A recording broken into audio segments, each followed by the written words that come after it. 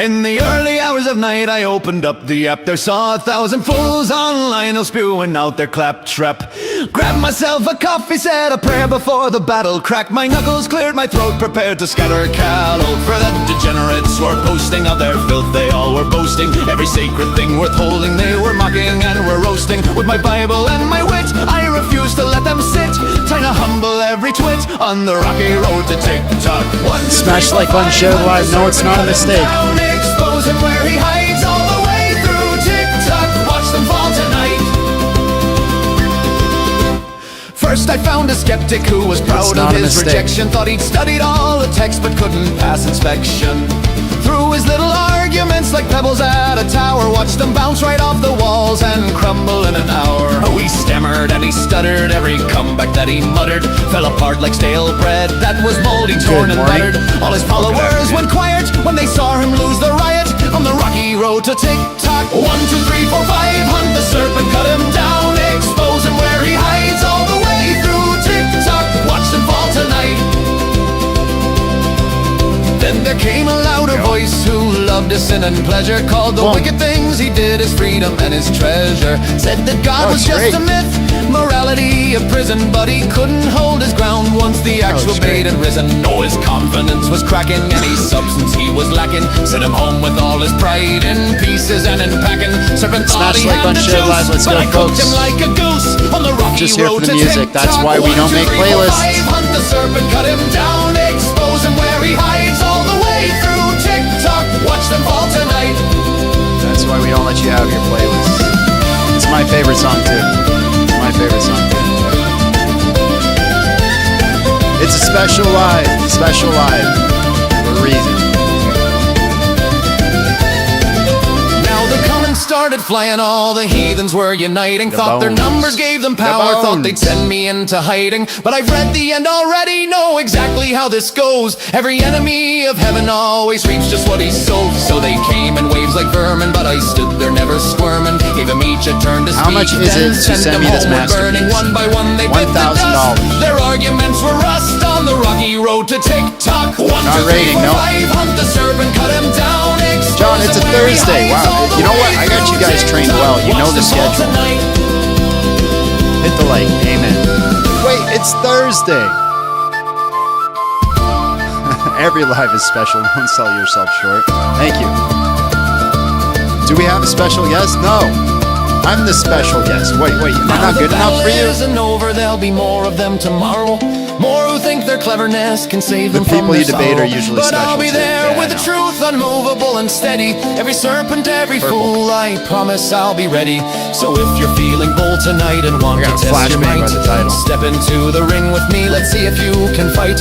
But know that when you lose your ground and tumble all around, you got cooked without a sound on the rocky road to TikTok. 1, 2, 3, 4, 5, hunt the serpent, cut him down, expose him where he hides all the way through TikTok. Watch them fall tonight. 1, 2, 3, 4, 5, hunt the serpent, cut him down. We're just a meme generating machine over here.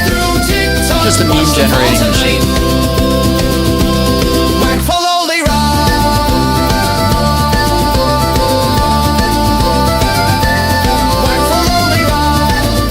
Turn the music up, you can almost hear me. That's funny. That's funny. That's funny, ladies and gentlemen. Everybody laugh in the chat. Not actually, it's funny though. All right, guys. So yeah. We're doing a normal live today because I forgot I can't do a normal live tomorrow. I will not be live tomorrow. So I wanted to make sure that you guys got something out of it. Or if I do go live tomorrow, I'll be very short, right? Like 2 hours, right? One of the two. So it's either we're not going to go live tomorrow. I'm kind of throwing it in the air, or it's going to be a very short live tomorrow. So I figured we would do a normal kind of live today, even though we're a bit late today because I don't have Abby today because she's off preparing for her sister's wedding. So I'm running it solo, and I'm not too sure if we're going to leave this one on the channel or we're just going to put it up on the website for you guys for bonus content as a bonus live. Not too sure yet. Not sure what direction we're going to do. I'm also not too sure if I want to use the mat or not. So I got an issue where if I just wear my shoes, right? I got indoor shoes now. If I just wear my shoes, it hurts my heels. But if I use the mat, it hurts my hips. If I sit, it hurts my hips, hurts my back. I haven't figured out a system yet that makes me comfortable standing here for however long I'm doing it. I'm going to figure it out eventually.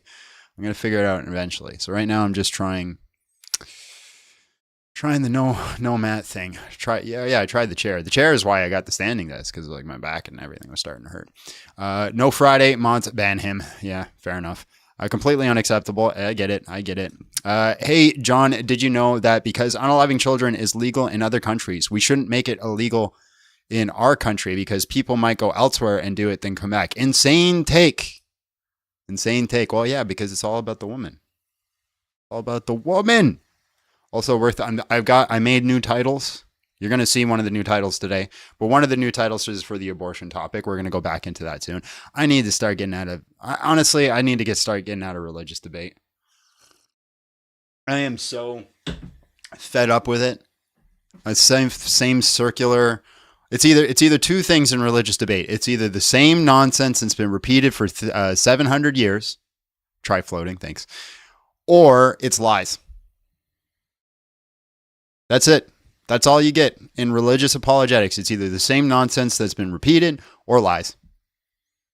Just straight up lies. They just lie. They just make things up and then they laugh at you when you don't believe their lie.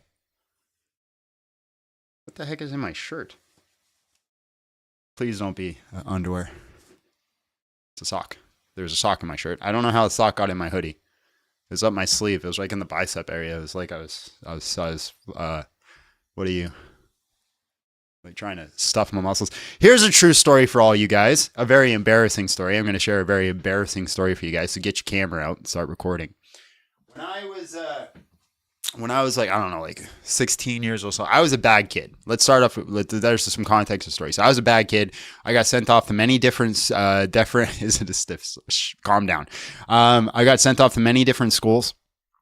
And I was sent to like this one small little school, right? So it's like, the school, here was my classroom. It was 4 desks all in front of the principal. And then there were some classrooms at else places in the school because we were like the kids nobody wanted. So the principal had to be honest at all times. So he's in the office. He could see us at all times. And then we're at our desk and this is what we learned. So I'm sitting there at the desk. This principal was great, by the way. He was phenomenal. I love this guy. But I'm sitting at this desk one day and I'm like reaching into I don't know if it was a hoodie or a jacket. I don't remember which one. Let's say a hoodie. All right, because we just had a hoodie. And I'm sitting there. I'm like, what the heck is in my, and I'm like 16 years old. I'm like, what the heck is in my lawn? Like there's something here. And my principal's like, I don't know what's in there. And I like reach in and I grab and I pull it out. And you guys, you know what it was? My mom's freaking underwear. Right in front of the principal. Pull it right out. I was like, what the heck is in my jacket? My mom did my laundry. And her underwear got caught up in there. Boom. Right in front of him. Dead. Absolutely dead. One of the most embarrassing moments of my life. The principal lost it. He died. He laughed so hard he almost fell out of his damn chair. Just laughing. Because we all knew that underwear didn't come from anybody else. They knew me well enough to know that I wasn't finding no ladies and getting no underwear at that time. My goodness gracious. But yes, that just reminded me of that story because I'm like, what the heck is in my, and I pull it out, sock was left in my hoodie. It's funny because it's a sock I've been missing. I punched my principal. I would bet he would have preferred to have seen my mom's underwear. LOL. Why are you punching your principal? What's your principal? They're just doing their job, bro. I've always wanted a student to try. Even when I was a bus driver, or when I'm teaching a martial arts class, I always wanted a student to square up because I would square up back. I got no vices about that. What is this? Like I said, we will not be live tomorrow, so we're going to go live today. If you're watching on TikTok, smash the like button, share the live, do the things you need to do. Let's quick prayer, and let's get into it because we're doing a later start today. Lord, thank you for this day. Thank you for the blessings. Walk with us, be present with us. Give us good conversations. For not to have good ones, give us the spirit to strike down the bad ones. In Jesus' name, amen. In the name of the Father, the Son, and the Holy Spirit, God is good. We are not. I've also changed the layout for both shorts and the TikTok. We're now horizontal on everything. We all share the same screens. Look at this. Look at how fancy that is. My goodness gracious. Mwah. This guy here, who's just like out here, you know, doing these things, just a professional, doing the fancy stuff. Anybody who is going off to mod the shorts chat, it is your time. They're sending us out to the We will see you. Section. Good luck. Into the trenches with no protection, where reason dies and chaos reigns. The shorts chat battlefield where nothing remains. We march into the spam and the bots. The brain rot takes everyone we've got. The fact that this does this now and the shorts chat, it's like you guys are going off the war. We will see you. We will see you. Go off the war. Go off the war. Moderating madness, saying our last goodbye. Send reinforcements, we won't make it back. Lost in the shorts chat. Under attack. The comments move faster than we can read. Deleting nonsense, fighting the feed. First and ratio, echo in the void. Every brain cell systematically destroyed. We tried to bring order to the storm, but the algorithm doesn't conform. 3-word sentences, no punctuation. This is digital degradation. Now we're going to the shorts chat where souls go to die. Moderating madness, saying our last goodbye. Send reinforcements, we won't make it back. Lost in the shorts chat. Under attack. Why is that there? Remember us I know this is when rewarding we bad don't behavior, but thanks for the return. bangers. Our minds consumed, our spirits burned. We got you. We gave our sanity for the cause, fighting through TikTok's endless flaws. Tell our families we tried our best, but the shorts chat never ends. And everybody watching on TikTok, you should be smashing those like buttons, sharing your live. One more reply. This is where the moderators die. What? Are you kidding me? We went to the shorts chat where souls go to die. Moderating Freaking TikTok has got the madness, little no like one heard expand our the cry. screen right over No my text. reinforcements, we didn't Freaking make it TikTok's back. always ruining it for me. Lost in the shorts chat. Faded to black.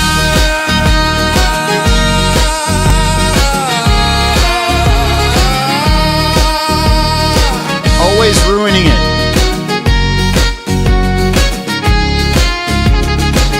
Whatever, they'll figure it out. The shorts chat claims another one. The battle's lost TikTok before in it's the bin. begun. It's literally got a little square thing We're just so right over this so people can like full screen the text. Are you kidding me? Goodbye. All this time setting it up and it's like, and yeah, we're gonna take this little square. Eat my butthole. Eat my butthole. Money, money, money. Money, money, money, money. Got it. Perfect timing. That was right on the dot. You notice that? I got exact time. I got it. Woo! Let's go. Let's go. We're gonna have a good day. We're gonna have a good day. There it is. There's our special guest for the day. There's our special guest for the day. Let's see if that fixed the issue. Bringing a guest up. It did fix the issue. Yeah. Now you can see it. Perfect. Awesome. That's great. That's great. Now we have a panel. Violation warning. Your live is flagged for dangerous activity and challenges. Repeated violation could result in your live being disconnected. What? What dangerous activity? What are you talking about, bro? TikTok needs to stop, bro. You need to stop. You're doing too much, bro. You're doing too much. Every time I click go live, I get a freaking ban or a warning. What dangerous activity are we doing, TikTok? What dangerous activity are we doing? What are you talking about? I literally see the disclaimer. It says that actions in this live could result in serious injuries or adverse health effects in the comments section. What are you talking about? What are we doing this day? Is it the song? The shorts chat takes another one? Is that what it is? You guys are all too sensitive. We're gonna hug and kiss each other in the forehead. I'm restarting TikTok. Oh, I'm restarting TikTok. Maybe it's the song that says "Under Attack." Probably. My goodness gracious. Oh, you said the word attack. Attack my butthole, TikTok. No, don't do that. Never mind. Attack your butthole, TikTok. I'll be back. I'm gonna restart TikTok. You bunch of goofies. My goodness gracious. Every freaking time, guys. Every time. Freaking TikTok giving me warnings, giving me bans. They're out to get me. I swear to God. I swear to God. You've been flagged. You've been flagged. We're flagging you. We're flagging you because you're too mean. You're too mean all the time, John. You say the words. You say the words that make us sad, John. You say the words that make us sad. I'm crashing out. I'm crashing out. I'm crashing out over this, man. In which TikTok invites all of Zit to come at him. Yeah, no, calm down. Calm down. Calm down. Calm down. This is why I switched to watching on YT. Yeah, well, you know what? You know what? Fair. Fair. That's fair. My goodness gracious. I just don't get it. I just don't get it. I just don't get this world of the softness that everybody wants to do all the time, right? It's just, you can't say things. It's a crazy world we live in, ladies and gentlemen. You can't say certain words. They're like, no, dude, those words are too harsh. You can't say it. We're going to take you down for saying certain words. But you know what? If you want to unalive your child, go for it. That's the move. That's the move to go for. What are you talking about here? What is going on? Reset goals. What? We started off good. And now we're going into this world. What do you mean? Reset the goals. Reset. Thank you. You want TikTok to do what? Sounding a bit like the prophet, men of Al-Zut be upon him. Don't worry Reminder, everyone must pay $2 jizya or we shall 929 you. Mind your own business. Also, yes, everybody does have to pay $2 jizya. At least, bare minimum. $2. Like, if everybody gave $2 a day, we'd be solid. $2 a day keeps your grifter away. TikTok is just acknowledging the mental trauma you put yourself through talking to these people. Yeah, fair enough. All right. Is the warning still there, John? It is not. Thank goodness. I don't feel like I'm in danger anymore. Thank goodness. Good. You're not in danger. All right. We're going to skip the nonsense. We're just going to bring up a guest.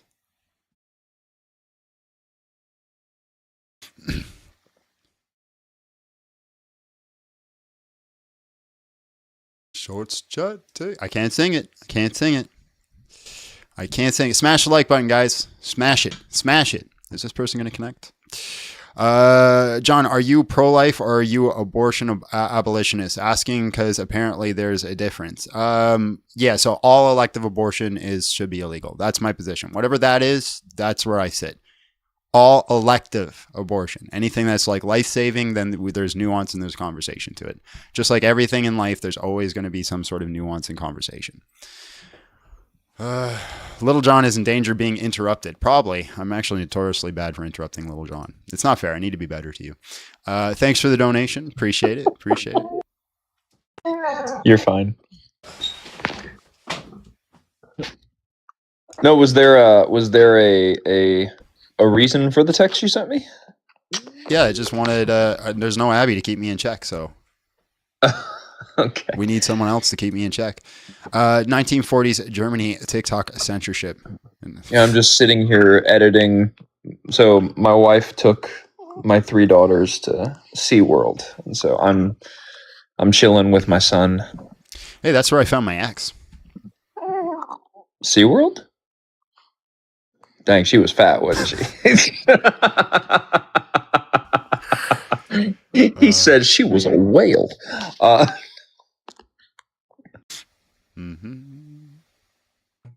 Hello, how are you? And just real quick, how old are you?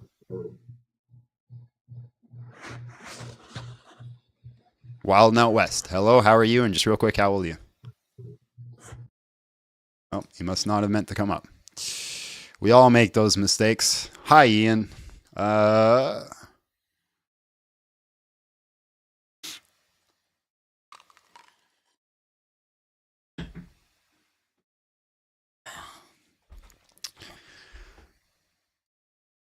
What? No, she was Big John's seal. I don't get it.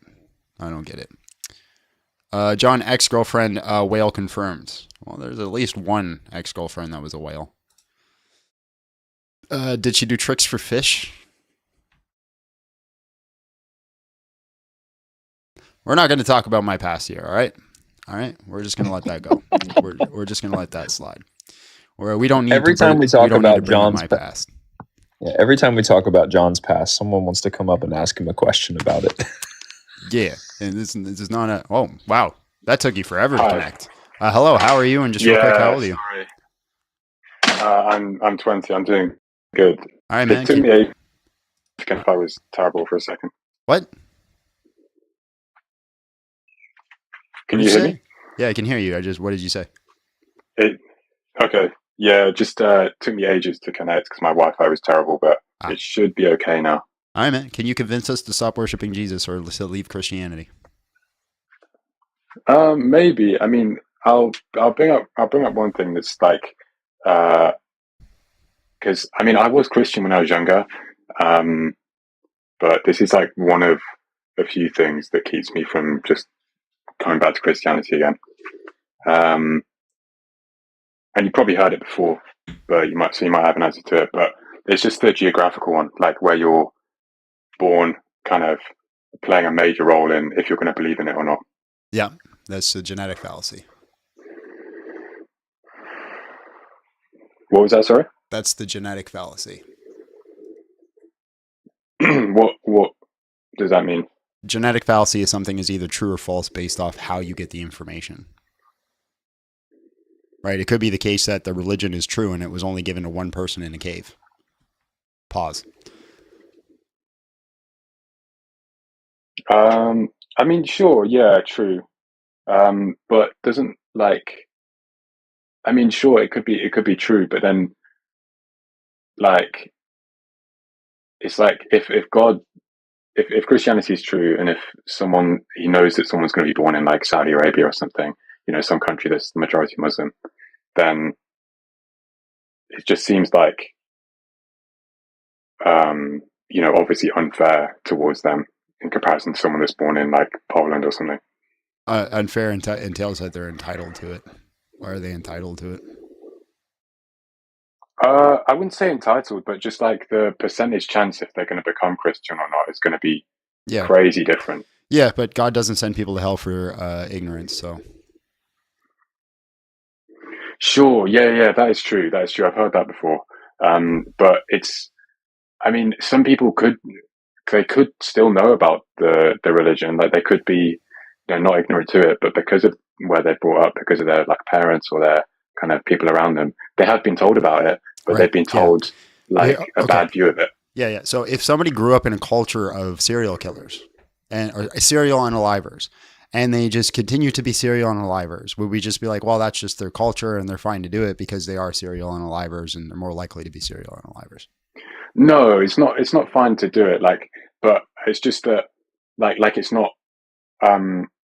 Obviously, you're comparing. It's like it's not fine to just not believe in it. But I feel bad for those people because it's like that it's not okay that they don't believe in it. But you can see why they don't, right? Because their parents have told them, it's terrible. I can also see why they're serial unalivers because their parents are serial unalivers. Yeah. I mean, it doesn't make it fine, but it's like you kind of feel bad for those people being brought up in that situation, Sure. So it just seems like with the serial unaliver situation, like it's not their fault that they're born into that family, but now they're going to have to suffer those consequences. Okay. Yeah. It's just like with someone born in Saudi Arabia, like it's not their fault they're born in Saudi Arabia, but now they're going to have to suffer those consequences of like potentially not believing. Yep. But then that's just unfair. Why? Because someone born in another country has way higher chance of becoming Christian. Okay. So it's unfair. Why? Because someone born in a different country has a way higher chance. Yeah. Yeah. Why is it unfair? Right. That's like saying my dad was rich. I was born poor. So therefore life's unfair. Right. Yeah. It's unfair. I don't understand the argument here, how it like debunks Christianity or why would it convince anyone to leave. Well, it just seems like surely if God was kind of just and he wanted everyone to believe in him, he wouldn't create a system where you're basically just He didn't make the system. We made the system. I mean, he knew he was going to end up like this, right? Yeah. And he decided to continue to create it like this, and he could have created it where it was there. He didn't create the system. We created the system. Knowledge is not causation. Knowing what will happen does not mean you made it happen. But like he could have, when he created the world and stuff, surely he could have altered things just slightly if he knew they were going to be created in this. That presupposes determinism. What does that mean? Yeah, you're presupposing determinism, which you're basically saying if he would have altered, like, for example, the first tree was slightly to the left, there would be a butterfly effect that would have led to an outcome that he more desired. Yeah. Yeah, that's a presupposition of determinism, that it's true. I don't actually hold the determinism. I'll be honest with you, I'm not even sure what determinism is. Yeah, determinism is basically there's a first cause, and every effect that happens after that first cause must necessarily happen because the first cause put those series of events into what's the word I'm looking for? Into play, I guess. Okay. Yeah, I get it. It's kind of, I don't know, it's hard for me. Maybe because I haven't grown up, like being that religious at all. I mean, other than like really early I became childhood. a Christian when I was 30. Oh, really? Mm-hmm. Damn. What convinced you? Like, what was there one thing? Yeah, not really here to share my testimony. If you want to check it, I got it on my YT. Oh, okay. Yeah. All right. Well, thanks for answering the question, at least. No problem, man. Was there anything else? No, that was about it. If I have another question, I'll come up. But sounds good, man. God bless. Have a good one. thanks. All right, guys. Just because we're taking guests does not mean you got to stop hitting that like button. Get to work. Get to work. Start smashing that like button. Also, are we too dark? No, I think that looks good. Might just be the fact that I'm wearing a black hoodie. I blend into the wall.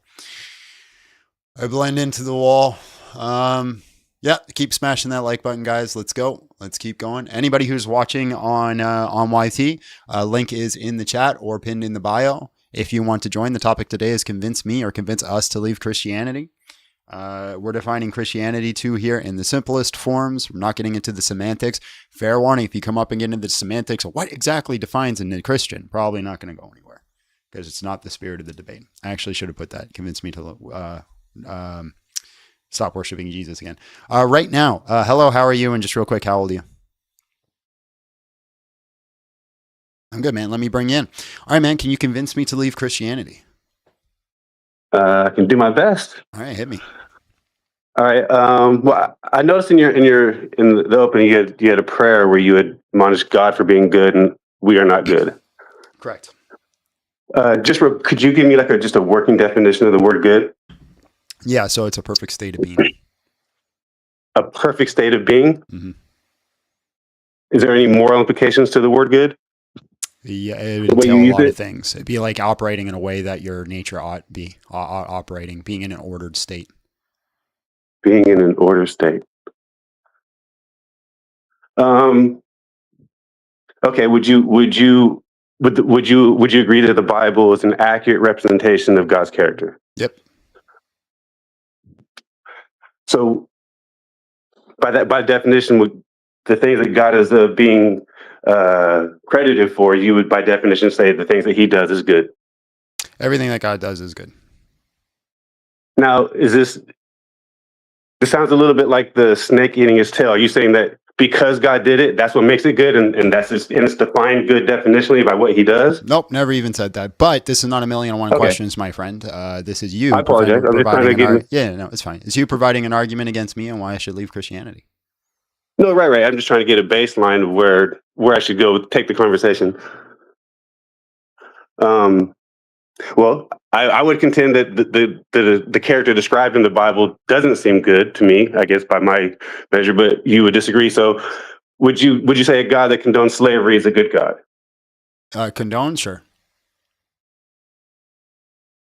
Okay. Would you say a God that condones raping women is a good God? Yeah, I don't use those words on the TOS. Condones, yes, sure. Apologize. Okay. So a God that condones raping would be a good God. Yeah, what's the word condone mean? Allow, permit, be okay with. Yeah, a condone by definition means to allow something to happen that you know is wrong. Right. And so when God commands his people to slaughter babies or rape women, God never, again, that's twice I've had to warn you about the R word. Third time you got to go. I apologize. Yeah, for sure. so, yeah. God never commands the raping of a woman. Okay, are you familiar with the story of David and Bathsheba? Yep. Are you familiar with one of the two punishments for the Bathsheba story was his 10 wives getting raped? No, the punishment isn't his 10 wives getting raped. The punishment is that the wives will be given over to them and they will rape them. Yeah, and who's causing this punishment? And God is. Right. Okay, so that's I guess that's what I'm saying. Would a good God cause that to happen as a punishment? Yeah. Okay. So in your opinion, this is a God doing a good thing by having these women raped. Again, God didn't have the women raped. God gave over. So if you talk to like Michael Heiser, well, you can't talk to him. He passed away. So the scholar Michael Heiser notes that in the ancient Near East text, there's like idiomatic language that's constantly used in battle. So one of the things that was used is that you would be given over households and wives. But the idea behind that is that the household that would be given over to a nation because it was a power culture, so they would have control over it. So when it was said that your wives will be given over, it's saying that you will lose the power, right? That kingdom will take control. And so what God is saying it here is that you're going to lose this battle, and this is going to be the outcome of that. You're going to lose the power of the kingdom. And so these other kings are going to come in, and yeah, they're going to do these things like raping your wives. But I believe in the passage, God is claiming to cause this. He is saying he's going to cause this to happen. Yes. He tells David he did this in the light or in the dark, and he's going to cause this to happen in the light. So he's actually causing the punishment where the women end up getting raped. And and to me, this sounds like a bad thing. And you're saying this is a good thing. No, can you just straw man or steel man what I said? Well, from what I understand, you're saying that by God's nature is good. So kind of what he does. Not even remotely close. Let's try again. So in ancient Near East, Michael Heiser kind of pointed out the fact that there is ancient idiomatic language for battles. And one of the idiomatic languages for battle is that to lose a battle, to lose a war, to lose an authority, your wives would be given over.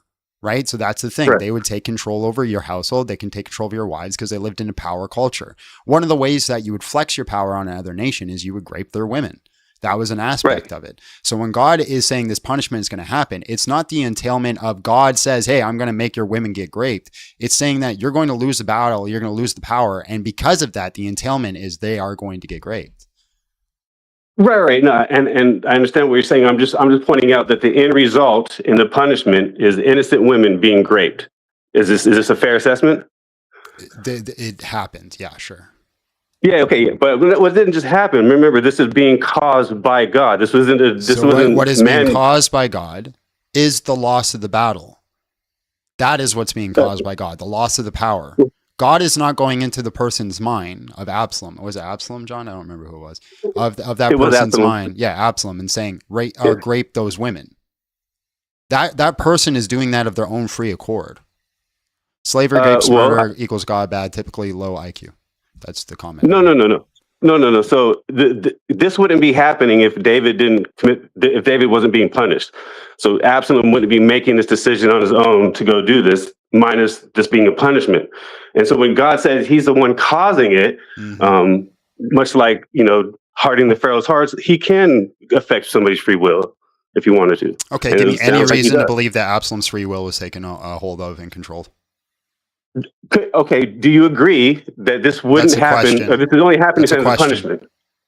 Okay, well, here, let me tell you. You then. made a claim. I want you to substantiate it. For sure. Show me. Yeah.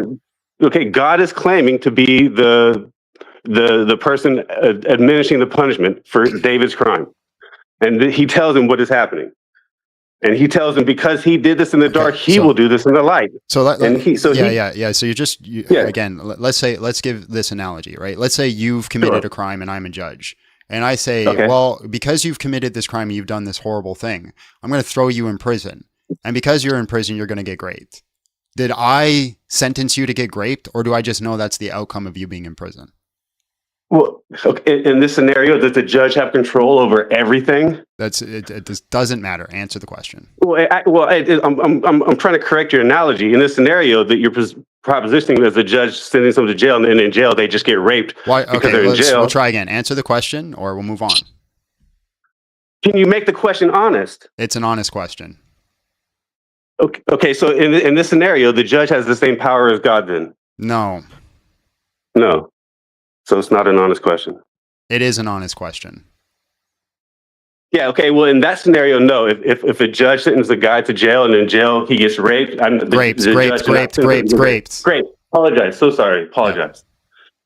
No, in your scenario, if a judge sentences a guy to jail and he gets raped in jail, that the judge did not sentence him to get raped. No, sir. Even if the judge knows for all intents and purposes, he will get raped in jail. Let's say it's like a child diddler, so he knows that's what's going to happen.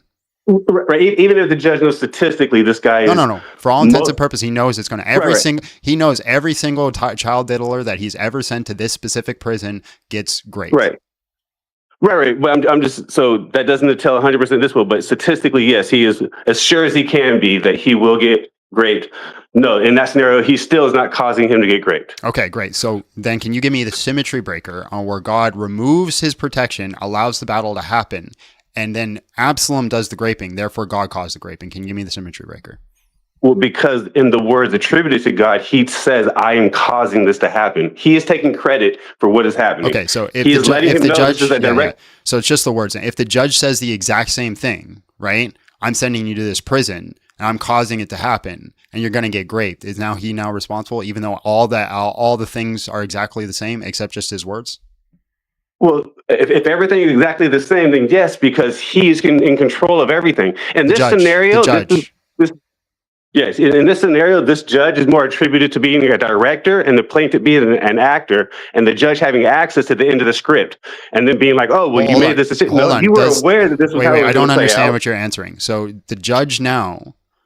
Okay. Gifts are suspended, live restricted, recommended in search results for 10 minutes due to reproduce content such as pre-recorded or copied content. Again, this is not pre-recorded or copied content. I'm so sick of TikTok and this nonsense. So yeah, again, the judge, right? Everything is the same. The only from the first analogy to the second analogy, the only difference is he says, I'm going to cause this to happen. Is he now responsible for the grape?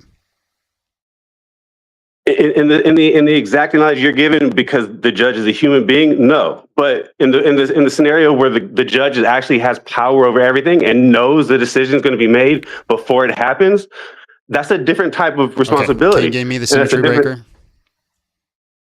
I don't know exactly what you mean by that question. A symmetry breaker is when we have we're taking the same idea, we're breaking it down into like an arithmetic thing.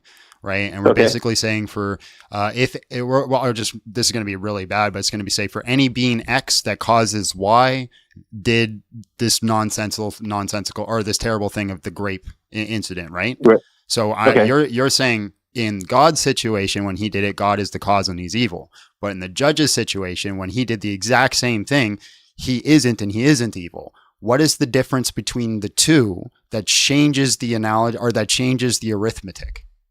Yeah, here, the ability to change the outcome. There you go. Could the judge have sent him to a different prison? Well, in your statistics, he's going to get raped no matter what because he's a child specific prison. Right. Well, in this scenario, does the judge know freehand empty what is going to happen to this guy before he goes? Like The judge knows exactly, if not he kind sends of. him to this prison, he will get raped. But I'm talking about knows exactly when, where, and by who. Okay, so If he again, has knowledge these is type of- knowledge is not causation. So even no, if it's not. God knows all these things, he's still not the cause of Right. it. So what's the symmetry breaker? If the Well, judge here, I'll knows, tell you, if the judge knows if he sends him to this specific prison, he will get raped. If he knows he sends him So- to a low tier small jail where Right. probably the crime doesn't fit the punishment type thing, he goes there. Appeal not approved. What do you mean appeal not approved? We have no freaking visible content that is remade. I'm so freaking sick of TikTok's algorithm. I'm just gonna keep going anyways. So yeah, the judge knows that if he sends him to prison A, he will get raped. He sends him to prison B, he won't get raped. He sends him to prison A. Is the judge cause of the raping? Like in that specific scenario, no, the judge, because they're still human beings and free will. Whereas Right. in this scenario, God has control over all of that and knows already what's going to happen before it happens.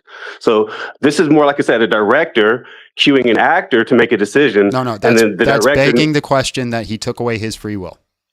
This is accurately describing what's happened by the words of God himself. He's claiming to be he's saying, I'm causing this to happen. I don't see how you're getting away from that. Yeah, the judge says the exact same thing. That's the analogy. The judge stands before the criminal and says, I am going to send you to prison, and in that prison, you're going to get raped. And that is what I am doing. So, okay, I don't know why we're using an analogy where we're using a human being who doesn't have the power of God when God has all the power.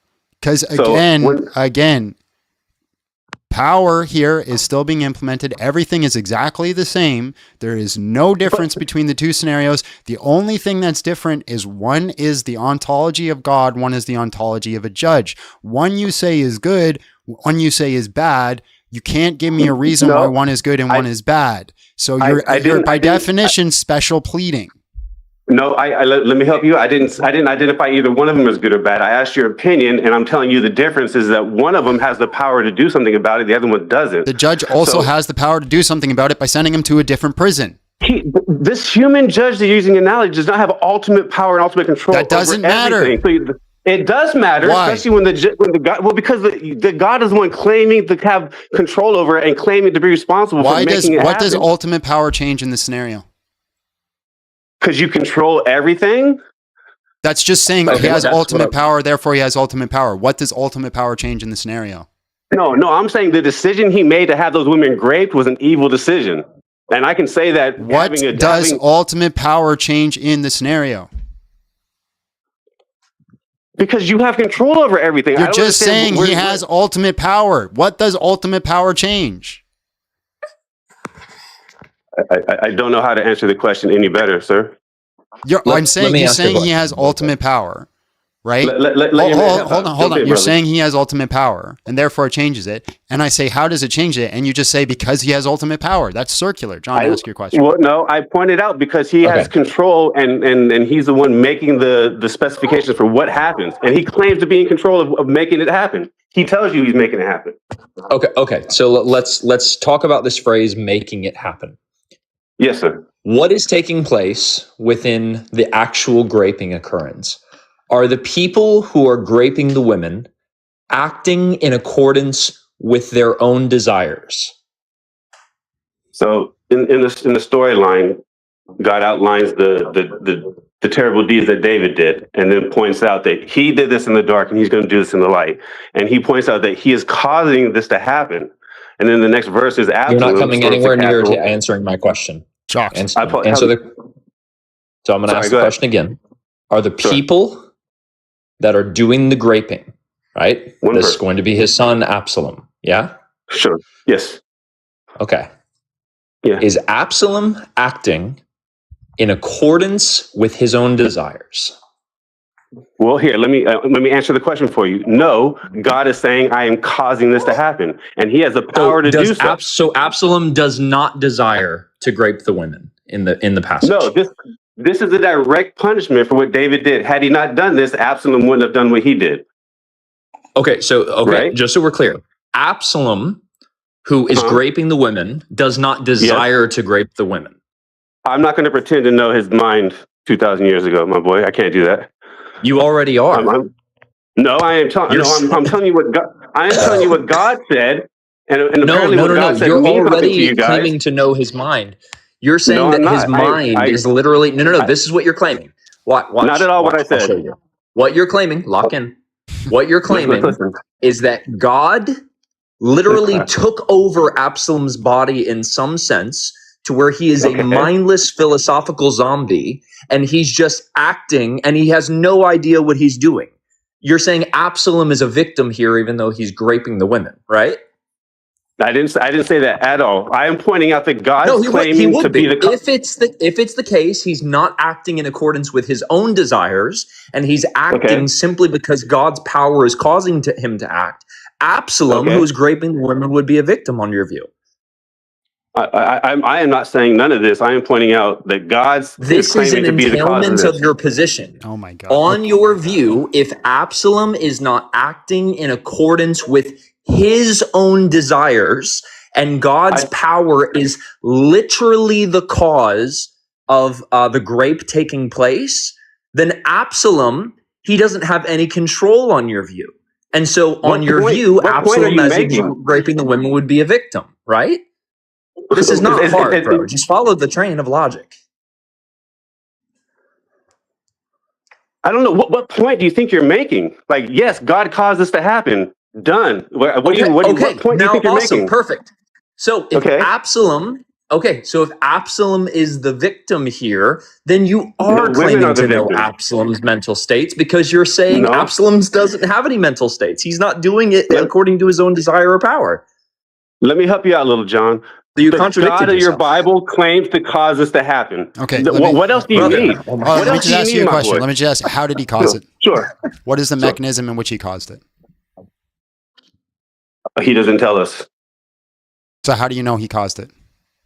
Those words that you're using to ask a question is what he said. I am causing this to happen. Yeah. So what does that entail? Because we have an explanation. The cause of that is that they lose the battle, and then this is the outcome. So how did he cause Absalom to do it? Because he says he did. How? He doesn't say how he caused him to do it. He said he is causing this to happen. Okay, so we have an explanation. So we have an explanation on the how. The how is they lose the battle and then this is the outcome. I say to you how, and you say I don't know. So why should I take your hypothesis over? Wait, I don't say I don't know. You literally said I don't know. Word for word said I don't know. Couple times. So again, why should I take your hypothesis over mine? I said God doesn't explain how. Okay, do you know? One saying he's causing do you know? Okay. Do I know what? How he did it? The Holy Spirit? I don't know. Okay, you don't know. Like I said, you don't know. So why should I take your hypothesis over mine? I'm not asking you to take my hypothesis. I'm telling you to read your Bible where this says God is causing this to happen. Okay, here. Let me ask you this. Let me ask you this. No, why don't you address that? Wait. God? Wait. Watch this. Address that, please. Are your great? Wait, no. Listen. Lock in. Are your great grandparents the cause of you being on this live today? Sure. I think they're part of the domino effect, yes.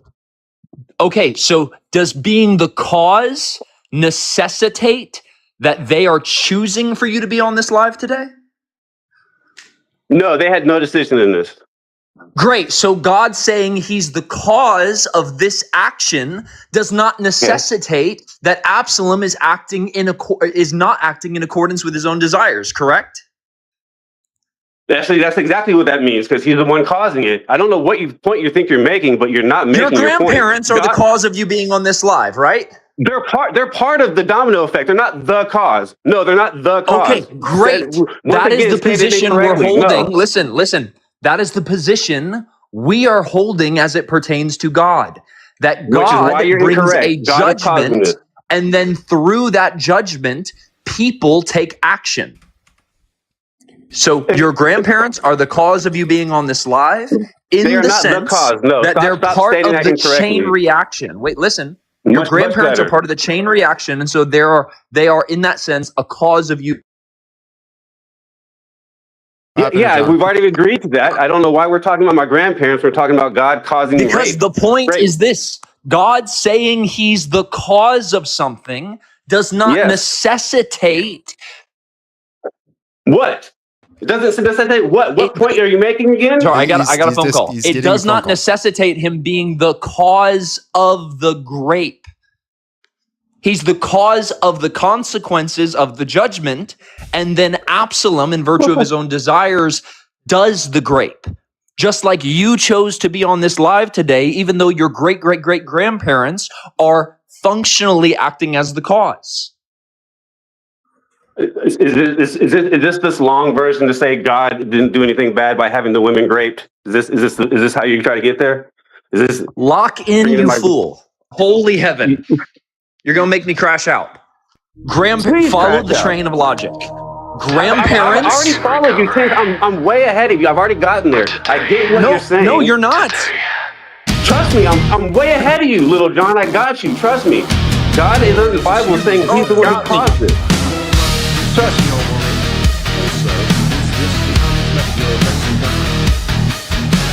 My first conversation, and I've already got the theme song play. Frick. Dog, I don't know how you're not getting this. It is such the simple. It's the simplest thing in the world, right? It's the simplest thing in the world. I'm not as far off on the take as you think. These think I am. Okay. If you think okay, then if you're not, then steel man our position. Let's see how close you are.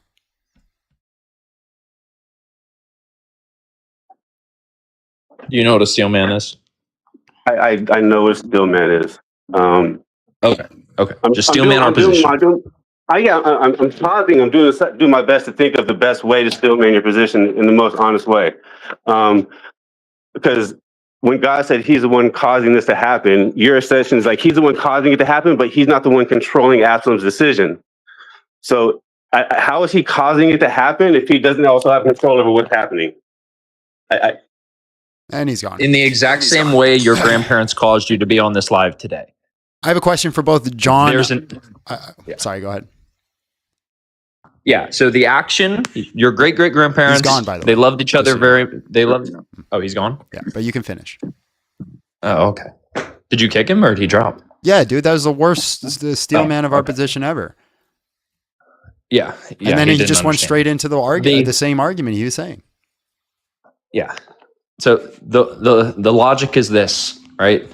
Your grandparents, they caused you in the sense that they loved each other very much, and then that produces a chain of cause and effect, right? The effect today is you coming on this live stream. God issues a judgment against David, and that judgment is fulfilled through his son Absalom. But Absalom is still acting in accordance with his own desires. Absalom desired to grape the women, just like you desired to join the live today. Cause is your grandparents, the cause is God. No issue. Thank you. I'm done. We got some super chats, so let's go through those real quick. We did the money. We did this one. You want TikTok to do what? Okay, yeah, you quiet down, you. Here's my jizya. Money. I got you, bro. I got you. Money. Stop making me cover people, Shake. He's forcing me to do this. You don't see how? I don't understand, but you know the guest is dumb when other John steps in. It's not or really smart. One of the two. What does that mean? Don't worry about it. Caller is assuming determinism. Caller is this your wallet? Also, is this the unfleshed vessel guy? No, I don't think it is. I have a question for both Johns. What theory of time do you hold to? If you do not know what I'm talking about, A theory is where the time is linear. I hold to A theory of time, but I'm also open to B theory. I think it's perfectly fine. The scientific consensus is B theory, but I think they jumped to that conclusion pretty quick. John? Yeah, we are all taking part in eternity. That didn't answer the question, John. That answers the question. So you just have to.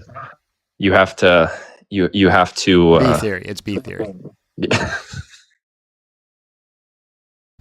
Anytime anybody answers like a pretentious way, it's usually the non-normative way. We're just going to keep going even though we're restricted. We're going to see what happens. Hello, how are you? And just real quick, how old are you? 19. All right, man. Can you convince us to leave Christianity? Oh, I can try to.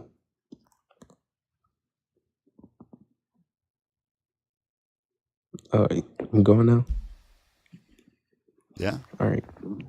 So, from my position as an agnostic atheist, I just think the best thing for us to do as humans is to admit that we don't know the answer to some unanswerable questions. And that will lead me to ask you, like, could you prove your God or your beliefs 100% or with undoubtable evidence?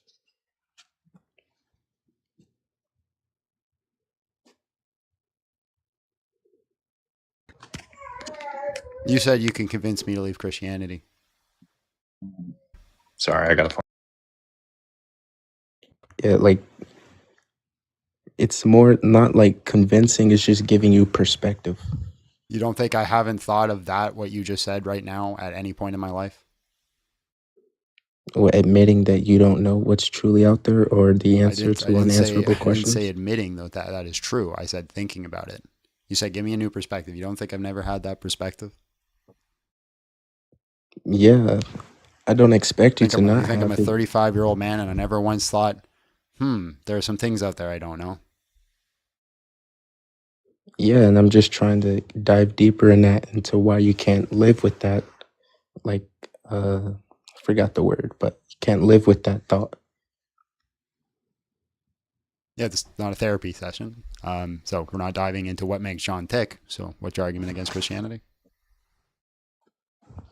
That it's not necessary to live a good life. Again, how do you come to that conclusion? By living and observing other lives. All right, I'm not convinced. Do you have anything else? Not really. I appreciate your time, man. Okay. That's the atheist equivalent of look at the trees. Yeah, before I got the phone call, you said that I held the B theory. I do not. I hold A theory. Well, then don't answer like a pretentious douche. We're all taking part in eternity. That was my answer. Somebody is like, hey, do you hold the A theory or B theory? And you give like, oh, we're all taking part in the cosmos. Well, what made me think of it is someone said unflesh your vessel. I'm like, how would the unflesh your vessel guy answer this? Why do my gloves fall? One sec. Why are my gloves not up?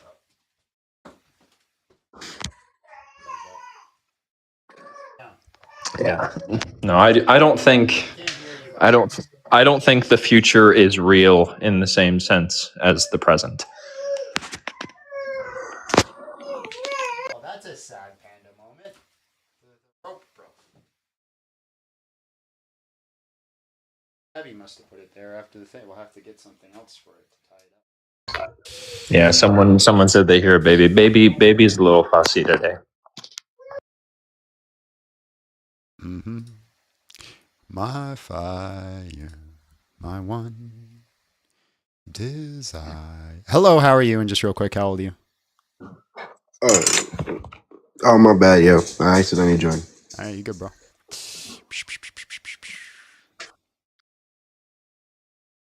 Freaking restricted live, man. Restricted for reproduced. What reproduced content? It's me. Hello. Hello, how are you? And just real quick, how old are you?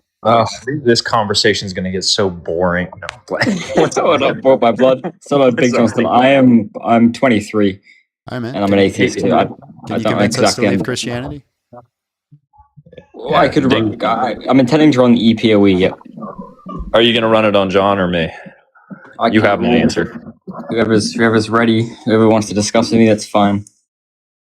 You've had my answers. How about you run it on Mr. Steele this time? Smell Phil, bro. I know. No. I promise you, I want to keep it cordial. I want to have a good conversation. I smell Phil, bro. Dingo's good people. He will. Why do you call him good, John? No one is good but God alone. He's good people in the non-divine sense. In the same way I say my pizza is good. One 4-syllable word, he's out of here. I'll count my syllables. Go ahead, man. Go ahead. So the argument is just that. So I don't specifically know. I'm acquainted with your view, but do you accept that God is in his nature perfect? Well, it depends on how you're encapsulating the word perfect.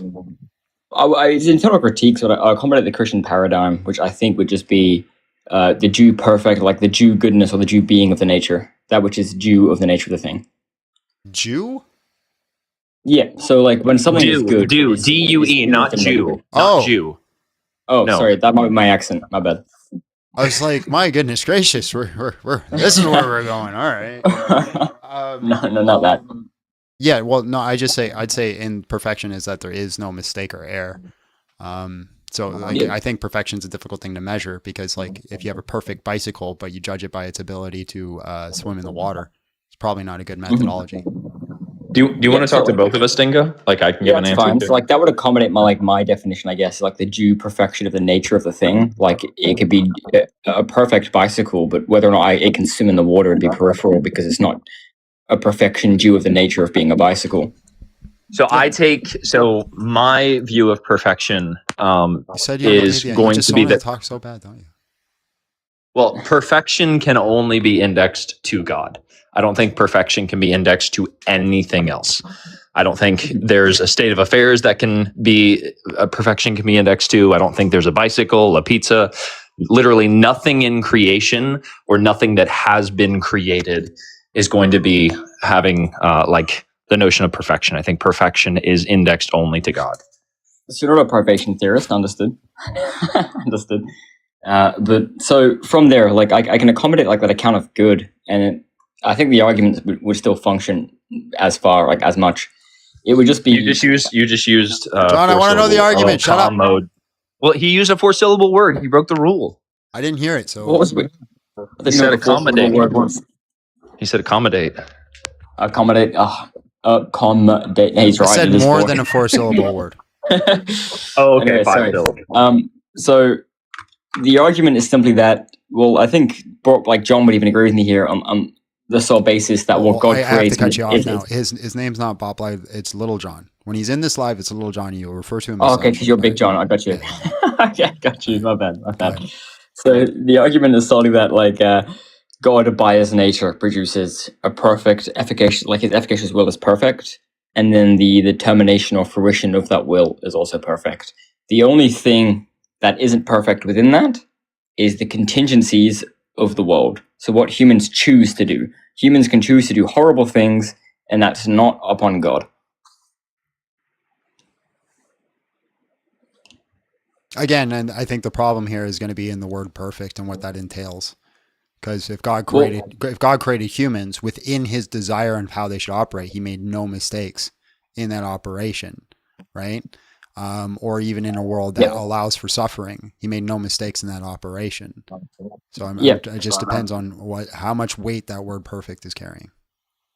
Do you have your premises, Dingo? Like actually, I have not. The argument isn't silly, guys. No, I was going to run it formally. Okay.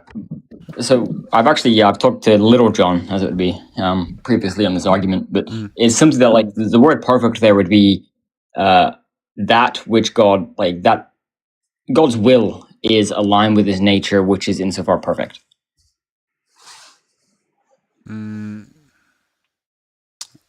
Sure. Yeah. I don't see an issue. Yeah. With that. So there's no issue there at all. Like that's just like a substantive pre-premise, if that's even a word, if you know what I mean. Like this kind of builds the argument. So if what God wills is aligned with himself, because God is perfect, then what he wills is perfect, and the termination of that act is perfect. That doesn't then entail that creation itself is perfect, because obviously free will is a condition that like ought be accommodated, in which individuals can produce state of affairs that are disaligned with God's order. Like that's fine, but as long as we agree that what God wills is perfect and the fruition of that willing is perfect. Yeah, but I'd also say there's more to it than just like a free will aspect, right? The possibility for evil, right? The possibility for unnecessary evils. I think these are all encapsulated within God's will. Okay, so when it comes down to like, we can move on to that in a second, but like it's just you do agree that like what God wills is perfect, and the fruition of that willing, like that efficacious willing, as it may be, is perfect. But but to will something perfect, like I just don't know what that entails. Well, it doesn't entail like the instantiation of what is willed is perfect, because obviously humans are instantiated and they are willed to be so, and these individuals can produce evil, or they can be. I'm not even talking about like his creation, right, or him creating, like to have a perfect will, a perfect desire. Like what does that even mean? Well, the perfection desire there is going to be that a desire is identical with himself, and God is perfect. So the efficacious willing is perfect. Yeah, but so God has a perfect nature, as in it lacks nothing, right? Yep. And so his will, right? His will also lacks nothing. Yes, so his will is perfect. Yeah, but when you're saying like his will is always going to like execute perfection, I don't know what that entails, because let's say God willed something, you know, I don't know. Let's say, and I'm not saying God would do this. Willed something that was amoral just simply because. Is that imperfect? Well, no, because the willing of the thing could be like whatever that thing may be, that amoral or artifact of the world could be perfect insofar as its being is perfecting its due nature. Like that could be fine by me. Like I'm not arguing against that. Like I think God can instantiate a world in which evil occurs. That's fine by me. Well, I'm not even talking about. I was talking about something like amoral, like just a puddle. Like it's not so like good or bad. It's just God so like well, I guess the way in which we should discuss like a being of a puddle, the way in which we discuss what a puddle is, like the concept of a puddle. That thing is perfected in its true nature of what it means to be a puddle. Like it perfects all artifacts or contingencies, what it may be. Like that's fine. Okay. God can will. Yeah, I'm fine. Like my argument here isn't going to entail that there's evil in the world. Yeah, I'm not trying to guess your argument. I've had other people bring up, and the perfection thing has always just been an issue for me because I don't know what that really entails. But would you agree with the statement like what God wills is perfect? Not that the creation itself or anything of the sort is perfect, but what God wills is perfect. It's perfectly willed, irrespective. Oh, sorry. Go on. Sorry, I would say this. I'd say God makes no mistakes. That's what I would say. That's the language I would use. Because when we say whatever God wills is perfect, there's like a whole bunch of like intuitive things that you would expect to see from that, right? So like, I don't think this is your position, but to like a New Age atheist, if we say God willed humanity perfect, they'd be like, well, we have a blind spot in our vision. That's not perfect, right? Yeah, right. Yeah. Got you.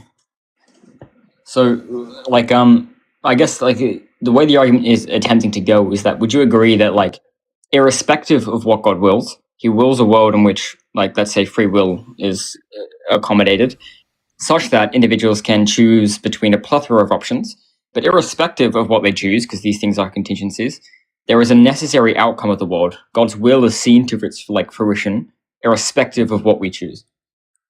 Irrespective. That was close. I'm cutting it close. Irrespective mean? Yeah, independent of whatever God, like God is the fruition of the world, the way the world ends, is independent of what people choose. The outcome is independent of what people choose. No. Yep. No. You would would you say God's like our contingent actions inform God? I would say that God took into account all of our decisions when creating the universe. So it's not. Well, that would be like an account of the inefficacious. Well, that wouldn't be. That would be an account of the inefficacious willing, which deals with what God intends of things to be. But the efficacious willing is what God produces of concrete state of affairs and what He intends for the ends of those concrete state of affairs. The world is a concrete state of affairs. So when it comes to its termination, is that going to be what God necessarily efficaciously intends? Or is it simply going to be informed by what people choose during that time frame between the beginning and the end? Not during, but it is informed by what people choose. It says in the scripture, like if we take the scripture, what it says God desires for all to come to the knowledge of salvation. That is not the case, right?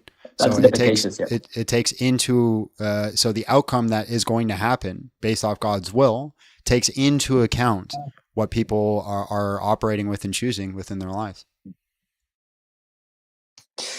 Sorry. Oh yeah, right. So, by the way, you broke the rule efficaciously, but you can efficaciously. Oh, he's right. He's on it. Damn it. He's smart. Okay, so Dingo, I'm trying to understand, like, because I think the way you ran it on me last time was a little bit different. So yeah, I'm trying to get to the start still, to be honest. I think there's like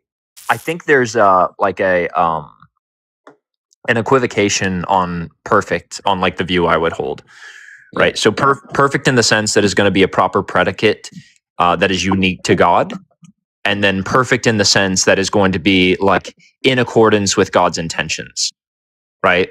Okay. Well, so I think when I say God is perfect, I think this is a proper predicate in order to describe the nature of God that is unique to God. John, I think Dingo is a nice guy, but I think he's getting frustrated because he wants to get to his argument and he can't. And I think if the two of us do this, he's never going to be able to get there. Consuming substances? What the? Oh, frick!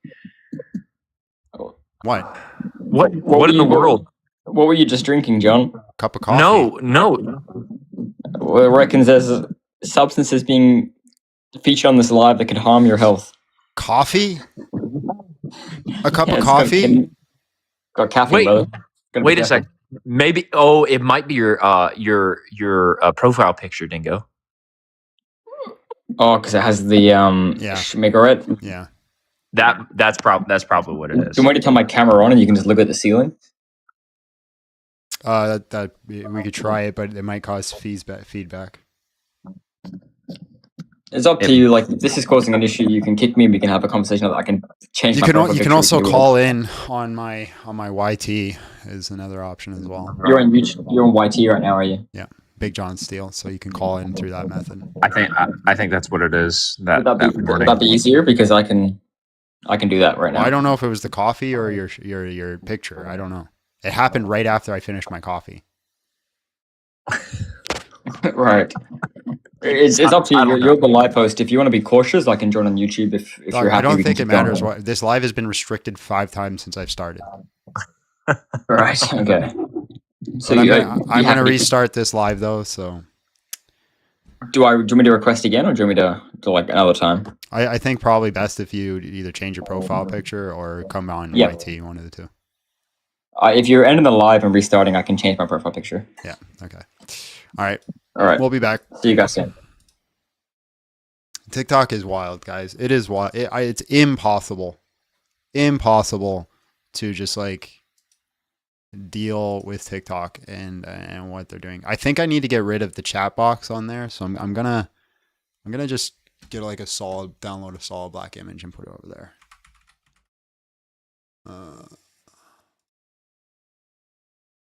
Just put it on that for that. Which is crazy because like I have less on my screen going on than I did before. Like before I had like my background removed and the whole background changed and like text everywhere and all these things.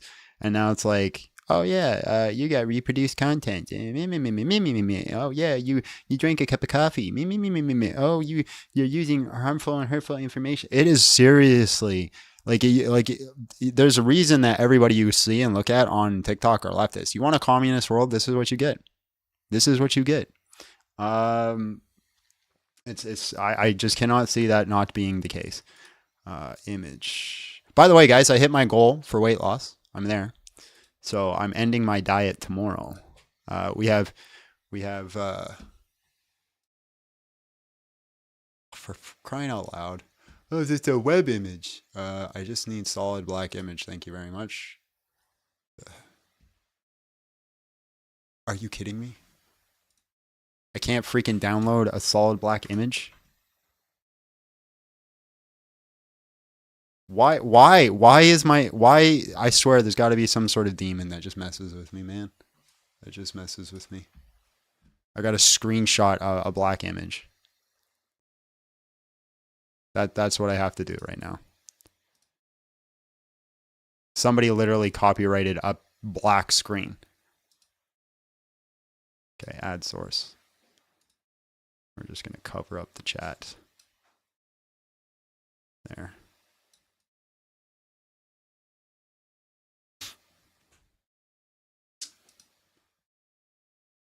And we'll see. We'll see if that fixes the issue. We'll see if that fixes the issue. See what I got to do? Yeah. We're also going to remove the alerts for now.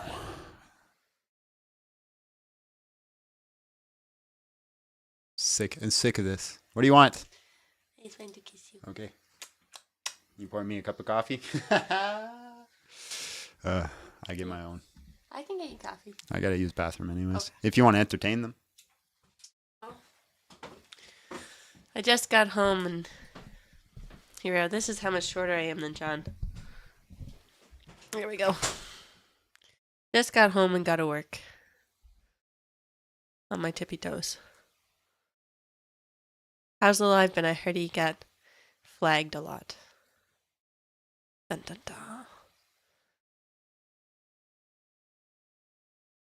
I was out picking up my oldest sister at the airport and her family because they're here for my other sister's wedding. I don't want to touch his desk in case it gets messed up because he has a couple presets and I don't know what they are. So, and he's playing in my ear. I don't know what they are, and so I don't want to touch it and then mess something up. And his chair's underneath, and it could be bad.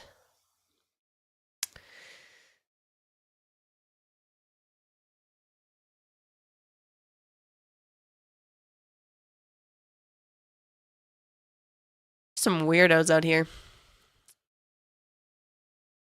Now that I can see all of the chats at once, it's like, oof, okay. Now I know why John's the way he is.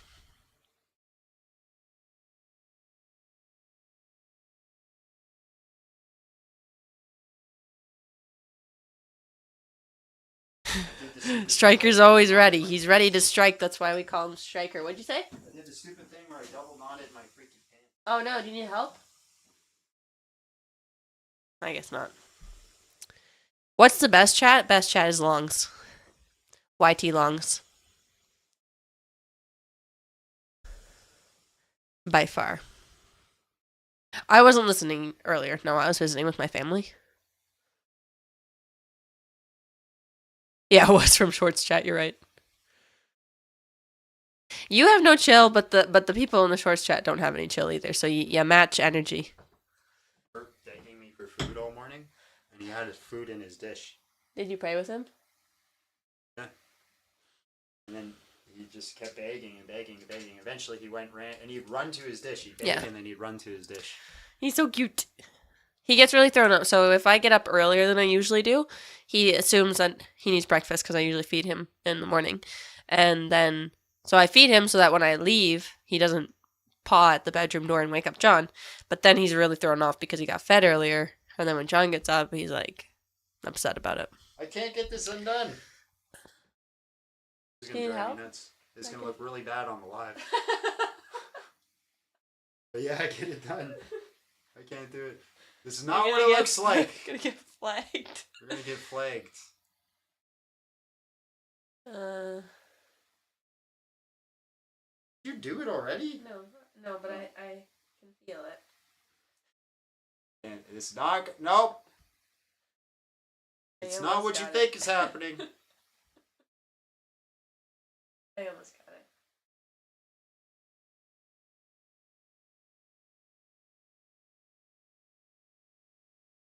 It's still not what you think is happening.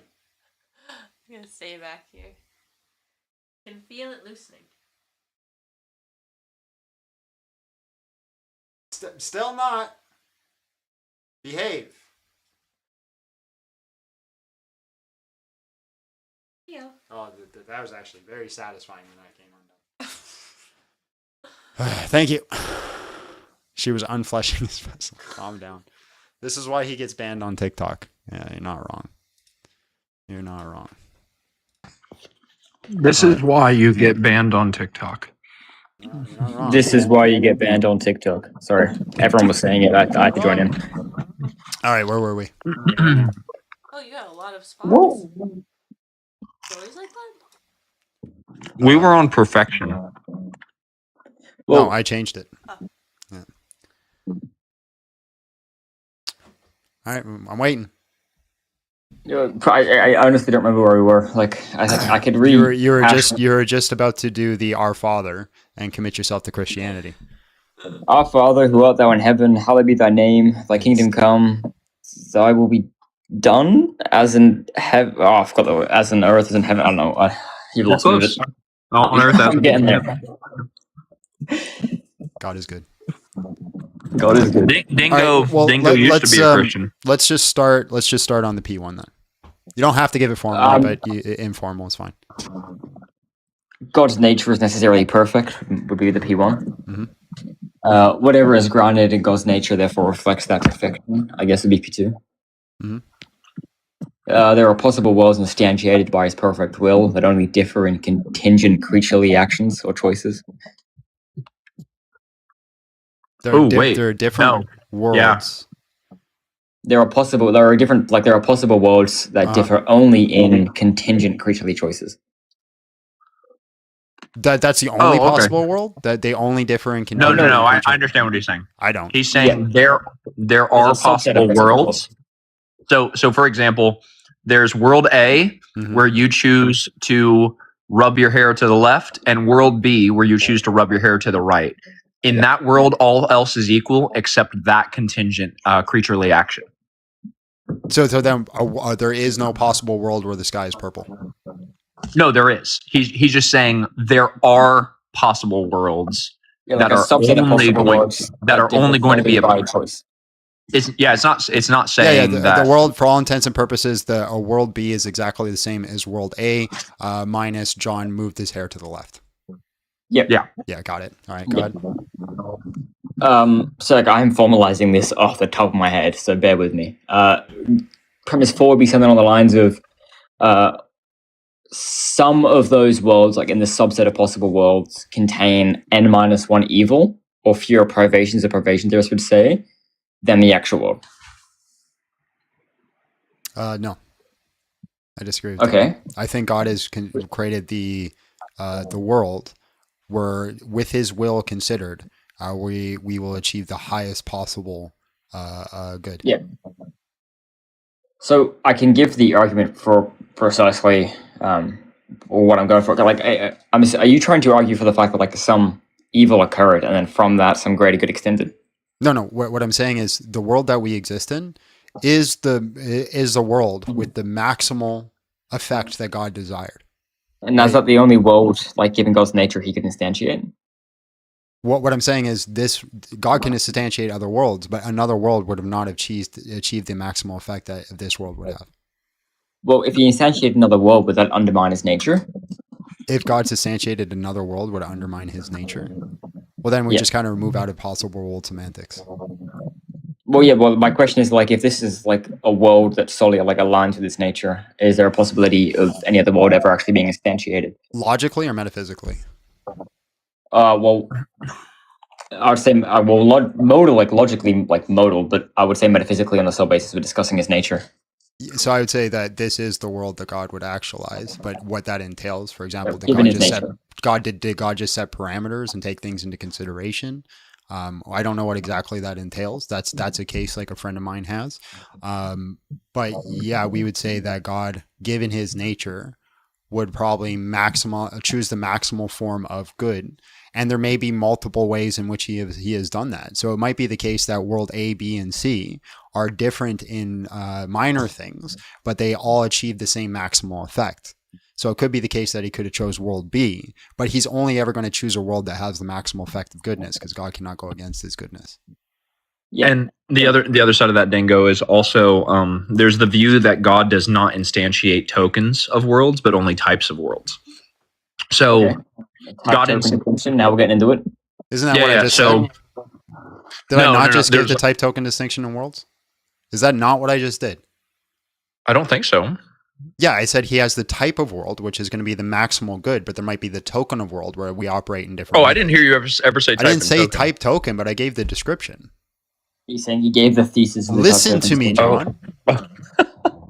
Okay, yeah. So I agree with John. Is you can have God create types of worlds or types of universes, but not like specify the token in which it's like the individual contingent creaturely actions of John sweeping his hair to the left or the right. Yeah. I would agree with all that, like very blatantly. Like I concede every single statement there. I love concessions. I don't think it attacks the argument as far as like when I'm talking about specifically aligning with God's nature. Is your argument solely that there's an axiological match between the world instantiated and God's nature? Axiological. That was 6 syllables. Axiological match. Yeah. So actually, you're just saying that the worlds, in terms of God's values, match. In terms of it, like, well, if it depends if you're an atheist proponent, maybe his values are aligned with his nature. But like, all I mean there is okay. Like, so you could say this, right? So let's just say the type of universe God desires is to where humans are actually going to be the creature that arises by nature. Okay, whether theistic evolution or young Earth creation doesn't really matter. Or right? you can even take it a step further, right? Like it could be the type of the fact that he just requires bipedal creatures that have free will, and we could have been lizards. Yeah. That's fine too. So you can say that God desires that type of world. Okay, so any of the possible worlds that arise out of that desire are going to be axiologically matched because they're going to. You got a phone call. They're going to be in accordance with God's values. I'm going to call my wife back. You're gonna call TikTok over your wife. That's a good way to keep the marriage going.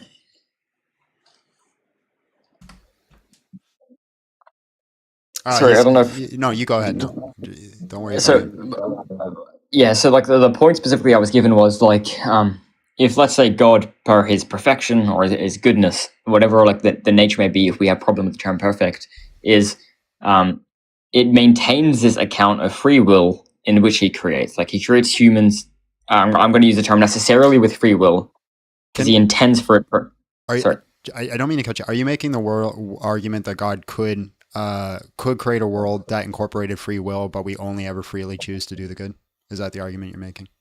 That would be an exhaustive account of it. I'm arguing a bit lesser than that, but it would be along the same lines. Yeah. Okay, go ahead. I just want to be clear. So I wouldn't exhaust it to every single individual aligns with God, though that is like a possibility given choices are contingent, which I think, like, are we in agreement there that like free will accommodates contingent choices? Like it's not necessarily the case that I choose to go left when I went driving today. I could have gone right if I really wanted to. Yeah, the mechanism of how free will operates is a mystery. That'd solve the problem of consciousness. But I would say, yes, you could have made decisions. Yeah. Definitely. Yeah. Well, yeah. I'm actually a bit different when it comes to that whole fill of mind. But yeah, so if under your paradigm I could have easily chosen to go right as opposed to left, then would you grant that like my choices are contingent, meaning I ultimately could have chosen otherwise? They're not necessary of this world that I chose to go left as opposed to right. Yeah, but contingent on what, right? Like, is that like a deterministic kind of thing, or is it just contingent on your will, or what are we talking about here? I'm not using contingent colloquially there to mean dependent or defined by some antecedent state. Contingent there is just like, purely modal. Like it could be otherwise. Yeah, that's fine. That's all I meant. So like, if you agree with that, then each account of evil, every time somebody instantiates a state of affairs which under the Christian paradigm we deem as evil, it just seemed like, I'm going to use this horrible term in philosophy, it just seems to be the case that given that it's contingent, there's a possible world where everything else is identical, everything else is exactly the same, but this one action didn't occur. And given the fact that God's goals are seen to fruition irrespective of what we choose, there is a world with n-1 evil, where God's goals are seen to its perfect fruition. Not perfect, sorry, I know we hate the word perfect. It's seen to its end goal, its termination, with n-1 evil. That seems, at least axiomatically, more aligned with an all-good God. Could I ask a question, Dingo? So I just got off. What part of you're not part of this conversation? I'm talking to John. No. I heard. Like I've heard. So here's my thing. That wasn't the point. Why is it the case? Huh? Go ahead. Okay, so I wanted to ask, why is it the case that if you have world A, to which evil is instantiated using creaturely will, and world B, to where evil is instantiated in creaturely will, but world B has just like -1, let's say 1 schmurder, okay? Yeah. And everything else is equal. Why would world B be a better world? Because I don't think that you can quantify evil in that sense. I don't think evil is quantifiable because you still have world A and world B in which evil is instantiated. Yeah. Well, so the case is solely that we have, well, in terms of quantification, would you say that, like, would you take issue with my formulation of n-1? So we have like one less instance of, like, under the probation theorist account, like we have one less instance of probation in being? No, so I also don't take it on the opposite side of that. I don't take it on if there was a world to which there was one more good action, that would be a better world, right? So, like for example, so world A, there's someone who saves someone from getting run over by a train. World B, all else is equal except that occurrence of someone not getting run over by a train. I don't think that's a better world. I also think before any of us continue, we need to agree on what is, right? Like the ethical system of what we would consider good and bad. Is it consequentialism, the ontology? Is it a virtue ethicism? Because this would like incorporate how we would look at things. For example, most Christians, I don't know about John, but myself, I'm a virtue ethicist. It's not about the consequent, it's about the individual. Yep.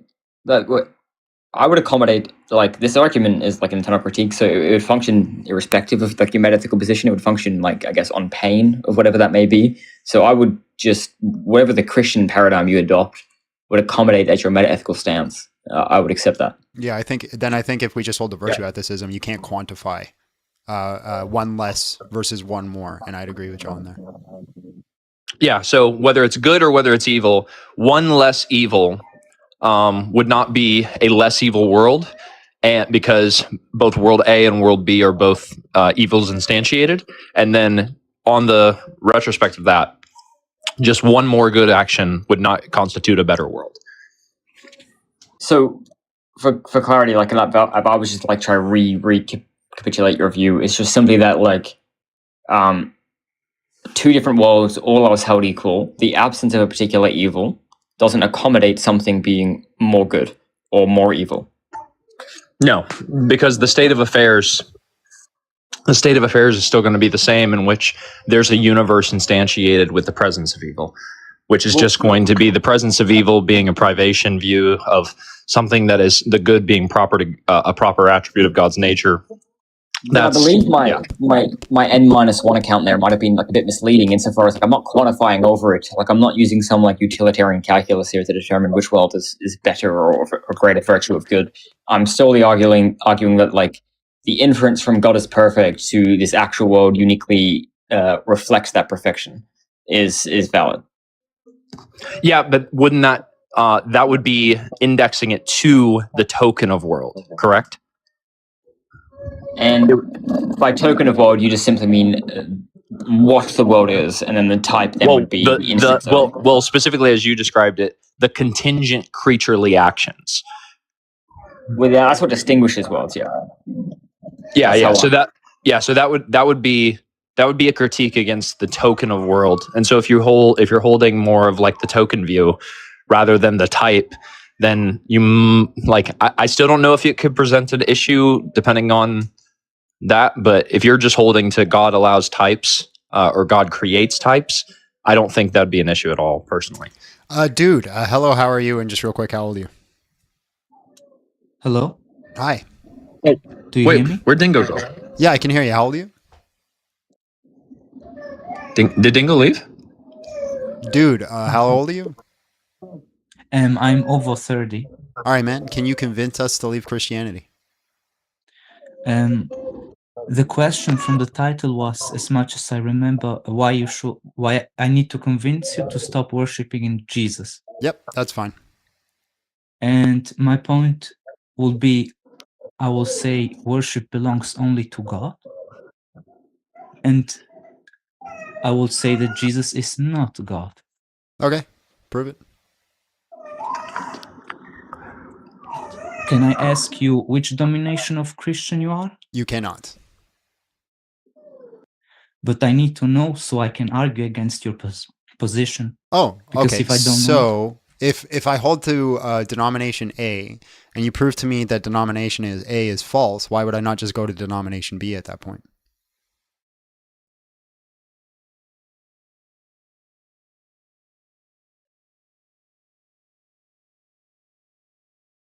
You there? Yes. Yeah. Did you answer the question? But not all Christian denomination believes that Jesus is God.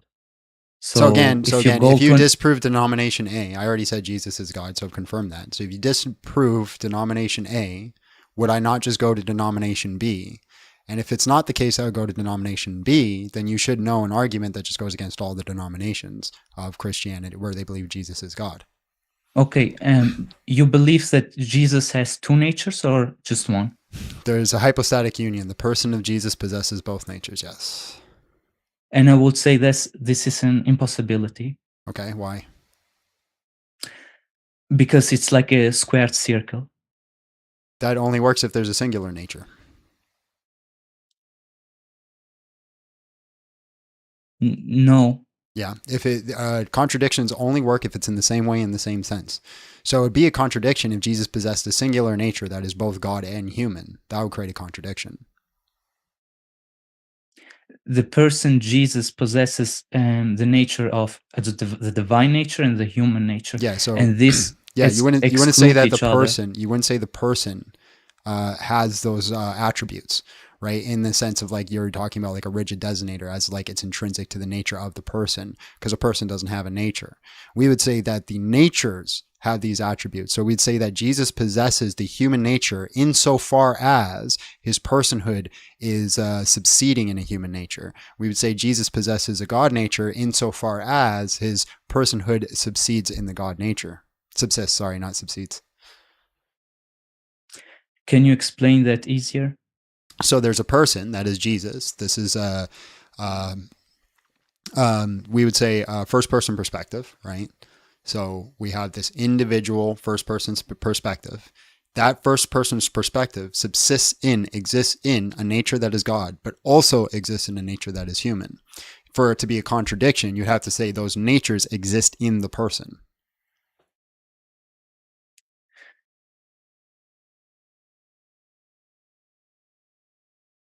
I don't know really how this makes a difference.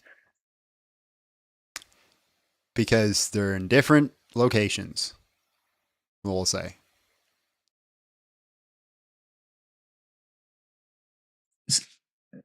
Again, can you repeat it because I didn't hear it? A nature is not a person. Do you agree? Yes, but the person. No, hold on. You wanted me to repeat it. You wanted me to repeat it. Don't jump in and argue when you didn't understand what I said, right? So we're going to go through it step by step and make sure you understood what I said. Don't jump in and argue now. A person and a nature are not the same thing, correct? Yes. Okay. So a person is a first person perspective. We agree?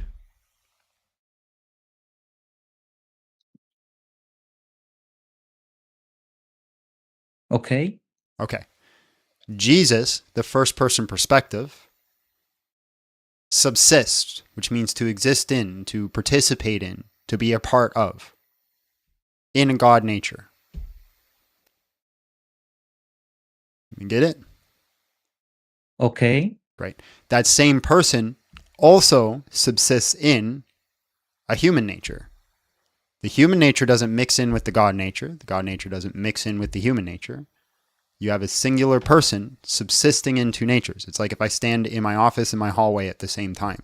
Now, granted, it's different because Jesus, as God, is immaterial and can fully subsist or truly subsist in both natures. But if I stand in my hallway and if I stand in my hallway and I stand in my office, it's not a contradiction because I'm just subsisting in two locations. You can go now. My question would then be, so because you're not saying the divine nature of Jesus is God, you're saying Jesus is God. So you're including also the human nature. Yeah, you're just focusing on how words are used rather than the substance of what is being said. And that's not a good faith argument. But no, because you're saying he's fully God. You're not just saying he's partially God. That's Again, why you're focusing on the words rather than the substance, which is not good faith. You're trying to catch me in how words are used. This makes right? in my mind hold on. sense. You're trying You're trying to catch me in how words are used rather in the context. Words only have value insofar as the reverent of their being associated with. Reference, not reverent. So does Jesus know and not know at the same time? Yes. That's a contradiction. It's only a contradiction if it's in the same way in the same sense. Knowledge is contingent on the nature. Define semantics. You're just using words to say it's not a contradiction while it is a contradiction. Everybody uses words to make arguments. How do you make arguments if not using words? Yes, but you're deflecting. What am I deflecting? You're deflecting. You're making points. You're saying, look, this square circle, it's actually, it has 4 corners, while ignoring the fact that it's an impossibility. Okay. Yeah. If, again, it was in one nature, there'd be a contradiction. But it's not in one nature. No. It's 2 natures. One, it's a square, and one is correct. It's there's a circle over here and a square over here. And it's the same person? A singular person exists in both locations.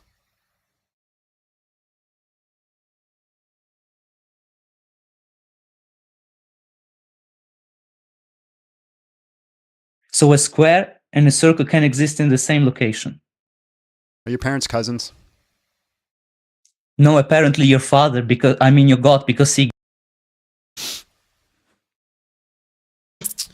John, I removed him because I was getting bored, and I knew if I was getting bored, so was the chat. Bro, I literally put it in the chat. I said John got bored. That's before you answered. I said John got bored, and the audience was getting bored. So, no, that's fine. I'll talk to him about it later. I was actually DMing him earlier today. Yeah, he's a nice guy. I got no issue with him. Hello, how are you? And just real quick, how old are you? 19. I'm British. Oh, okay. I'm Canadian. All right, man. Can you convince us to stop worshiping Jesus? Sure. So, first of all, he didn't fulfill any messianic prophecies. He wasn't a descendant of King David. He didn't rebuild the third temple. He didn't say, "I am God." He never told the Romans to write a New Testament. And what's the argument? The argument is Jesus can't be the Messiah because he didn't fulfill any prophecies. Okay, can you give me the methodology on how you look at prophecy and how you conclude when what type of prophecy it is and when it's fulfilled? So, just because he did miracles doesn't mean did he rebuild the third temple? No, he didn't. That's a fact. You can't change the facts. Did he bring eternal peace? So what was the question I asked you? You said, why is your chat just being suddenly anti-Semitic because I've said a point? Just some sort of Christian, sorry. But what was the point you asked me? Tell me again. No, I appreciate you, bro. God bless. Have yourself a great day. Long live Jewish resistance. What? Before you kick me, long live Jewish resistance. Can you try that again in English? Long live Jewish resistance. Long live the Jewish resistance? And the Jewish Defense League. I have no idea what you're talking about, but sure. Yeah. We're not kicking you because you're a Jew, you silly, silly boy. I didn't even know he was a Jew. No, as soon as he said they're being anti-Semitic, I guess there's Mm-hmm.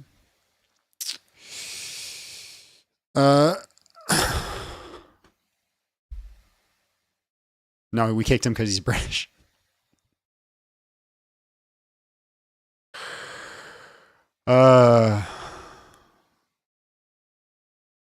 Has the caller heard of a gish gallop? You know what the worst part about a gish gallop is? Has caller heard of a gish gallop? It was invented, or the gish gallop fallacy was coined by a guy named Gish who happened to be a Christian. And he just did terrible argumentation, and so they made a whole fallacy based around him called the gish gallop, because he would just gish gallop. That's all he would do and claim victory. And the fact that it was a Christian that did that is our association to shame. Is there any warnings, by the way, guys, on TikTok or anything like that, or any restrictions, any things you guys are seeing?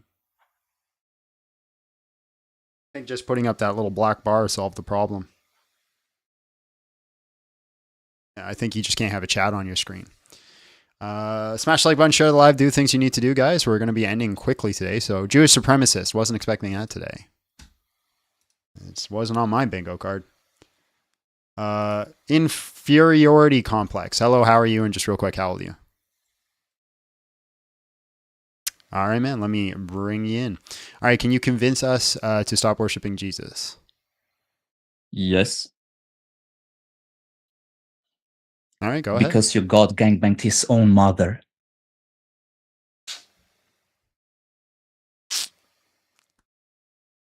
Shocked.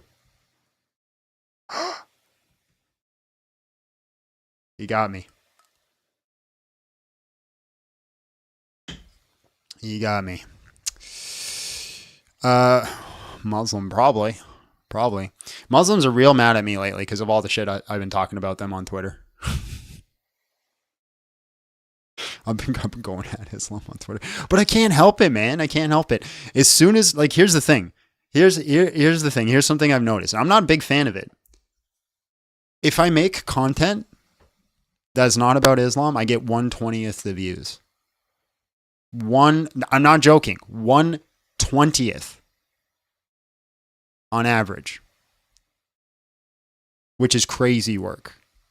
I do anything about atheism, culture, anything else. I go into any other subject, any other content. 1/20th the views. John left. Can we have some adult guests? I don't know. Can we?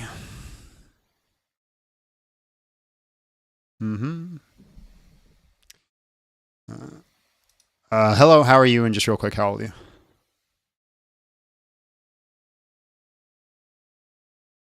Isaiah has questions.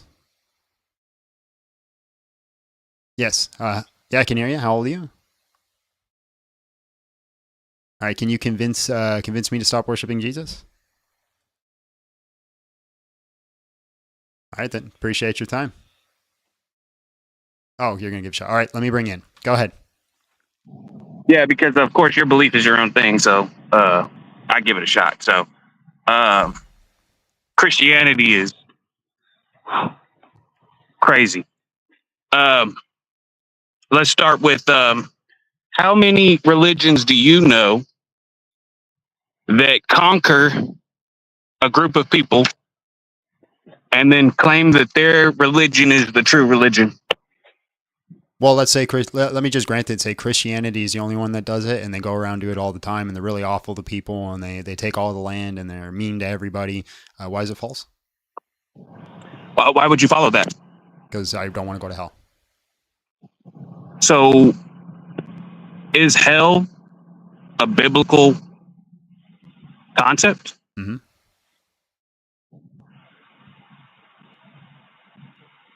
Okay, you just said yeah. I'm loving the blankness, but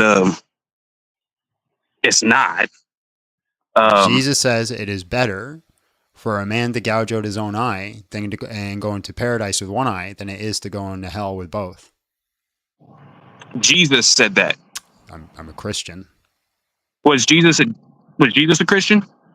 No, Jesus was a Jew. Thank you. So where did Jesus get the hell concept of heaven and hell? Probably most likely referring to his culture, but in reference, like the referent when he was talking about hell was most likely Sheol. Does Sheol mean hell or does Sheol mean grave? It means grave. Interesting that you would say that. I'm surprised you know these answers so well, but you still pretend it means hell. Yeah, what do you think I mean when I say hell? Obviously, you mean a place of eternal damnation and torment. Yeah, that's so vague. I have no clue what that means. What do you think I mean when I say hell? Because you said obviously, it's very clear. What is my perspective of hell? Why do I have to tell you what your perspective of hell is? Because you're Christian, right? You're arguing against something that you said was obvious. You're a Christian, right? Not all Christians have the same perspective of hell. Why would it be better? Why would it be better to go to heaven with one eye than to go to hell blind? This is not 1,000,001 questions that you get to the point where it's like, oh, you can't answer this question, and I got you. What's your argument? I can keep coming up with different arguments. Just because you're dismissive doesn't change the failure. You haven't presented an argument yet. I'll count that as one for myself.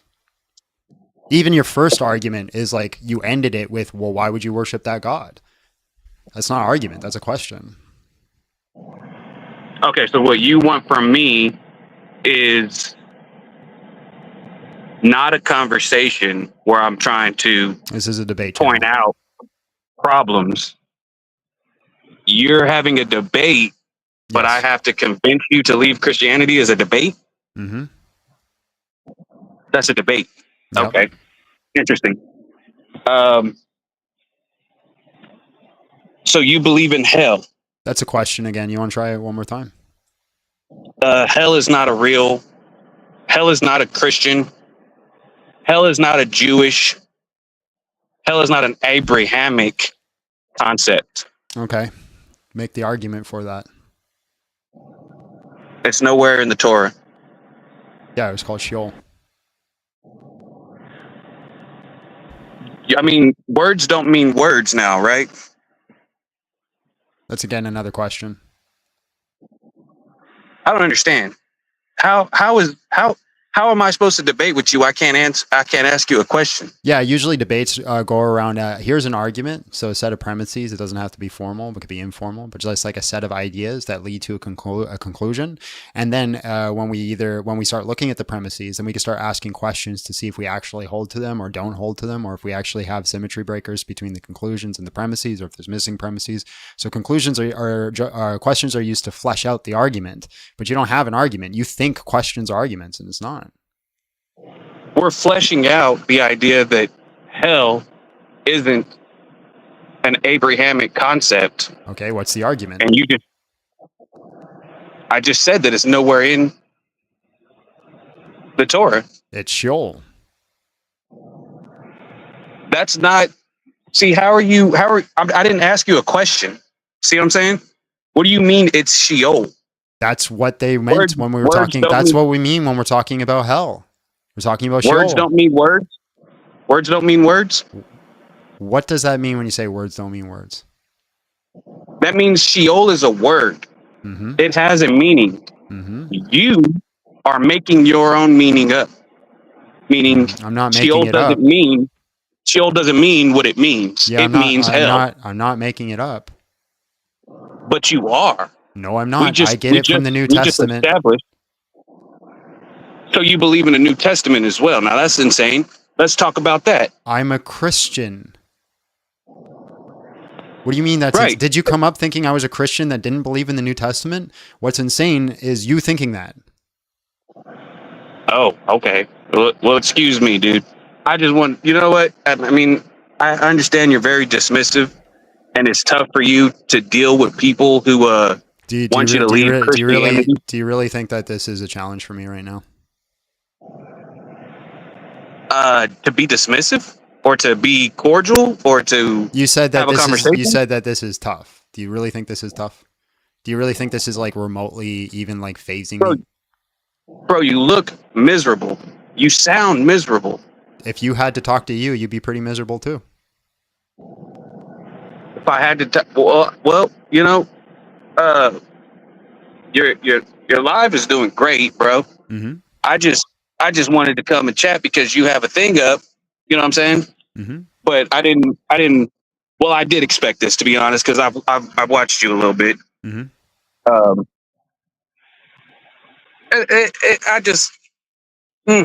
It's a good point to make that I'm trying to cater to you.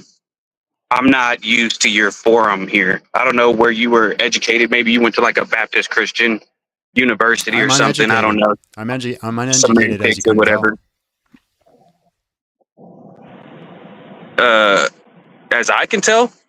Are you putting words in my mouth? Because I didn't say that. Oh, you're right. You didn't say that. I'm just saying it's obvious. I'm uneducated. Everybody always tells me that.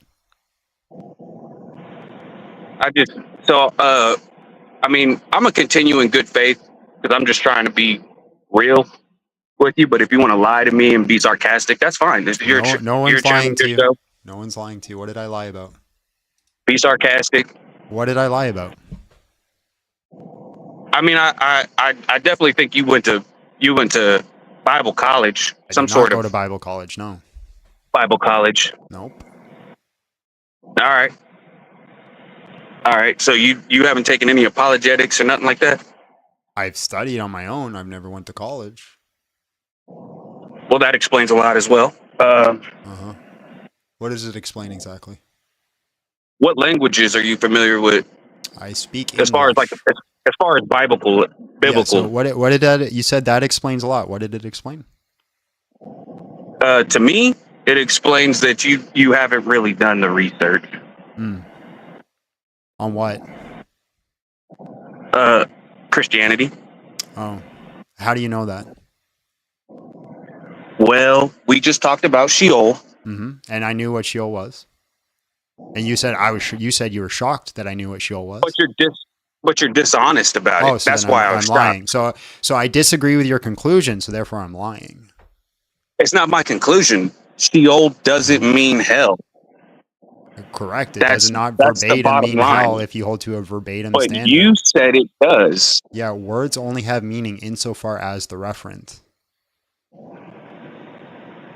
No, words have agreed upon meanings, and that's why we can use them to relay. Okay. If I say no cap right now, what does that mean? No cap means no lie. Right. If I said that in the 1950s, what did that mean? It doesn't have a lid? Or you're not wearing a hat? Words are only as good insofar as the referent. You understand that no cap is slang, right? Yeah, and it's only as good insofar as the referent. How are you not getting this? You're a man, right? Uh-huh. If I decided to say no, man means male. That's my viewpoint. That's only as good as its reference, or do words mean words like man means? Yes, man. It's only as good as its referent. It does not a wretched Disnager. If you call me a man, it could be an adult human male, or it could be the fact of how I operate in the world. It could be the simple fact that I'm not providing for my wife and my household. So you'd look at me and say, you're not a man. It's only as good as the referent. And that you saying I'm not a man in that situation doesn't entail that I'm a woman. Thank you. It doesn't entail that you're a woman. Oh my God, you're literally stupid. Appreciate you.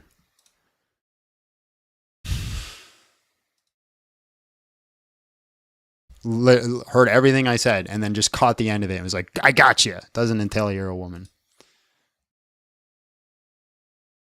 Nico, hello, how are you? And just real quick, how old are you?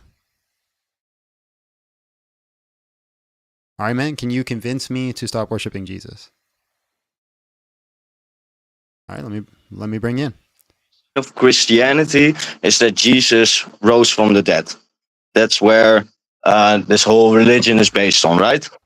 Yeah, that's correct. But in the Bible, there is no one that wrote down that they saw Jesus after he rose from the dead. The entire book of Acts is on that. But no one saw him and wrote it down. Maybe they saw it in the Bible, but no one said in the Bible that they saw Jesus after he rose from the dead. Yeah, we have 21 people throughout the scripture that said they saw Jesus after he rose from the dead. Okay, can you give me a verse on that? Because I don't think that's true. Well, Mary. No one. Did she say in the Bible, "I saw Jesus rose from the dead"? Yes. Did she say that? Yeah. Is that? And she wrote that down? She didn't write it down, no. Okay. But she did say it. Yep. But she did not write it down. Yeah, if we're gonna go 4 times through this. She saw it, she said it, and she did not write it down. Don't ask again. But is it not that someone else wrote down that she saw him rose from the dead?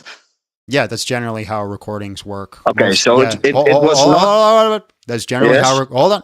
That's generally how recordings work. Somebody witnesses an event. Somebody who does the recording, records historical events, writes it down. And how many years after Jesus rose from the dead was it written down? The very first one that is written down would be, well, not written down, when it was first known as a creed, would be 1 Corinthians 15:3. This is about like 1 to 5 years after Jesus' death, but when it was actually written down, about 10 to 20.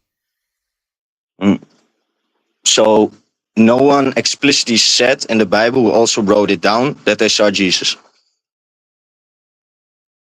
Yeah, this would be John. He witnessed the event and he wrote the Gospel of John. Yes, but he did not say he saw Jesus rise from the dead. Still, end of the sentence. He did not. That's a verbatim fallacy. He did say at the end, when the crucifixion happened, the resurrection happened, that he was the one that recorded these events. Yes, So John mentioned that he recorded those events. So that's literally what you're asking for. Somebody who witnessed it. No, and said that's that not they what I'm recorded asking the for. I'm events. asking for that you can tell me where someone wrote down in the Bible that they saw Jesus after he rose from the dead. Yeah, that's a verbatim fallacy. So no one wrote it down that they saw Jesus rise from the dead. Do you know what a verbatim fallacy in their own is? perspective. No one in their own perspective saw Jesus rose from the dead and write it down in the Bible. No, John did. No, John never. John saw it from his perspective, and John wrote John never said he saw Jesus after he was risen from the dead. He never wrote that down. Right, that's a verbatim fallacy. Do you know what a verbatim fallacy is? Educate me. Yeah, a verbatim fallacy. If somebody doesn't say the exact words I expect, therefore it didn't happen. It's a fallacious argument. For example, let me give you an example. Are you a Muslim? No. You're not a Muslim? You say No. Muhammad's a false prophet? Muhammad is a false prophet. Based. Okay. Yeah. So the common conception in Islam, this would be an example. Common conception is that he is the messianic figure, right? Because the Quran says he's the messianic figure. But Jesus himself never verbatim says I'm the Messiah in Islam. So that's an example of it. So verbatim fallacies don't work, right? We have John, who we can make an argument that he wrote the Gospel of John, saying that he is the witness to these events that have occurred, right? And therefore, we have somebody who witnessed the events write it down. But what you want is for John to say, I saw Jesus rise from the dead and I wrote it down. Well, it's not that I want one person. Well, it's even not one person said it in the Bible. Not one. That's making me wonder why. No one in the Bible said, I saw Jesus risen from the dead and wrote it down. No one. Why not? Okay, so if you tell why isn't there anyone? Did you go to the store today or any day? When's the last time you went to the store? Today. Okay, tell me about it. Well, what do you want to know? Just get to the point. Just entertain me, man. What do you mean? Just entertain me. What did you do? How did you go to the store? Tell me the story of you going to the store. I walked inside the store. I bought a protein shake. I paid for it, and then I got out. Okay, I don't believe you because you didn't start that sentence with "I, Nico, witnessed these events happen, and I'm writing it down." Yes, but I get what you're saying, but it's coming from me that I said that I was going to the store, but no one in the Bible said I saw Jesus risen from the dead. John did. No, John didn't write that down, that he saw Jesus risen from the dead. John wrote down the events of him witnessing Jesus rise from the dead, and then wrote down that he is the one recording these events. But he did not say, let me get to the point again. No one in the Bible said he saw Jesus rise from the dead. Yes, 21 people claim they saw Jesus rise from the dead. Yes, and that was written by other people and not those people themselves. No, it was written by those people themselves. John and Matthew were two of those people who witnessed it. Yes, but they didn't write it down that they saw him risen from the dead. Okay, they did not say so it like what?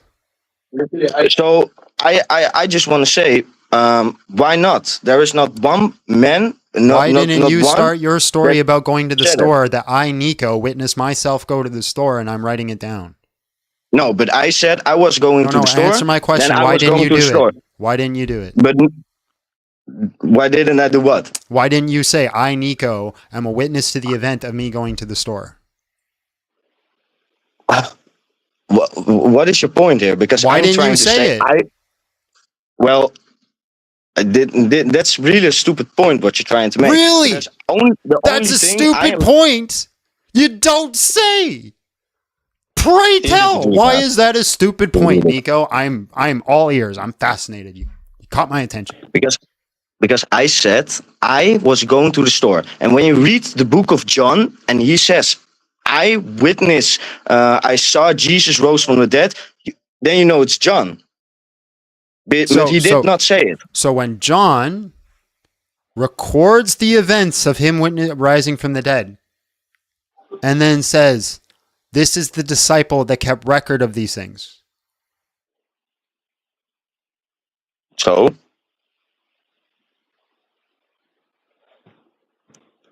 but he only wrote down other people that saw Jesus risen from the dead. I left for a bit and came back to this. Caller, if you require this much spoon feeding, this is ignorance by choice. Room temperature IQ argument. Dog. Okay. But you get what I'm saying, right? People could read and write her? No. So you don't understand that I am saying that no one wrote down that they saw Jesus risen from the dead. Not even John said that. Yes. That he saw Jesus risen from the dead. He did not say, I saw. Ladies and gentlemen, boys and girls, step right up and witness the silliest goose you've ever seen. You walked in here with your shoes untied, tripped on nothing, fell on your pride. Tried to play it cool, but we all saw you are the silliest goose, that's the law. You spilled your drink on your own shirt, then blamed the cup, made it worse. Everything you touch turns to chaos. You are the silliest goose, no pause. You are the silliest goose, running around all fast and loose. You are the silliest goose. What you doing, there's no excuse. Honk, honk, here you come. You are the silliest.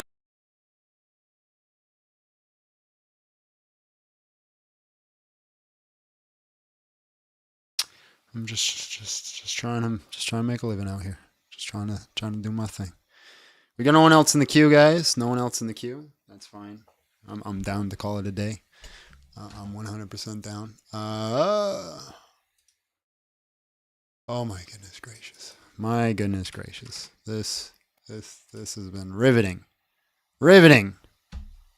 Just trying to win that taco, bro. Just trying to that was crazy.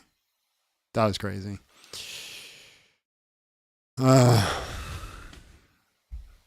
Let's talk to some more fool. There's no one in the queue. No one in the queue. No one in the queue. Today's topic, guys, is convince me to stop worshiping Jesus.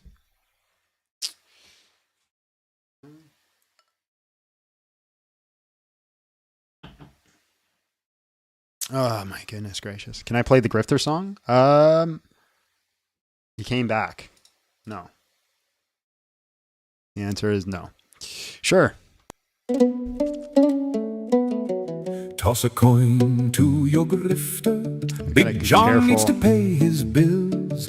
Big John needs to pay his bills. Oh, toss a coin to your grifter. Big John needs to pay his bills. When a humble sage graced a common thread, he was forced to engage with the brain cell dead. He sat down to fight every drooling dunce who peak evolved, apparently just the once they came after him. Shannon the goat. What's up? Hey, so I just have one thing to add from a conversation you had earlier in regards to 2 Samuel 12:11, talking about David. The text does not actually say grape. When you look at the Hebrew, it says, "Thus says the Lord, behold, I will raise up evil against you out of your own house, and I will take your wives before your eyes and give them to your neighbor, and he shall lie with your wives in the sight of the sun. For you did it secretly, but I will do this thing before all Israel and before the sun." Well, just going to the Hebrew word for grape isn't used there. Also, it's comparing it to what David did. He didn't grape Bathsheba.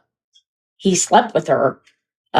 So based off the context, God was not giving grape as a punishment.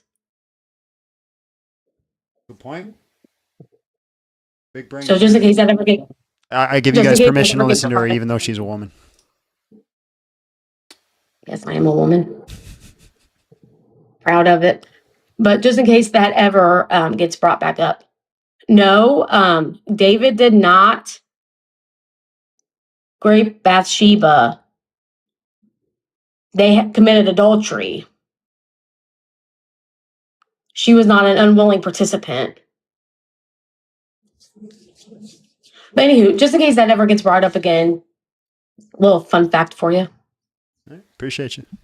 Appreciate you. Talk to you later. Good point. Love you too. You as well. Love you. Love you too. All right, kick you. There we go. She figured it out. She's a smart person. She's an actual smart person. It's not part of your nature.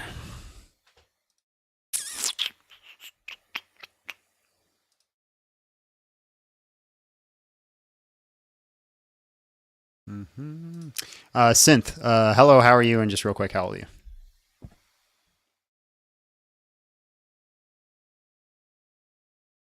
Synth. Going once, going twice. All right, you didn't add a name, so add a label. Hello, how are you? And just real quick, how old are you?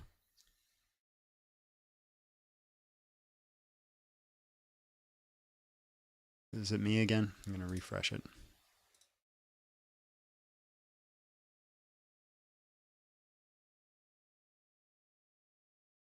Add a label. Hello, how are you? And just real quick, how old are you? Nope, not me this time. This time it was them.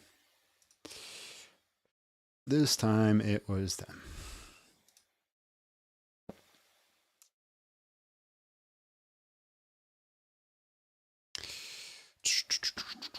What's up, man? Hey, I feel like it's been like over. Good, man. I feel like it's been over a year that you've been trying to leave Christianity. Hello, how are you? And just real quick, how old are you? Alhamdulillah, I'm 39. All right, man. What do you got for me? I was gonna say, I feel like it's been like over a year since like I met you, and you've been trying to like leave Christianity. Longer than that. You've been trying to leave, so just leave it. With the cult got you hooked, or what? The cult leader says, "Nah, you got to stay here." Or what?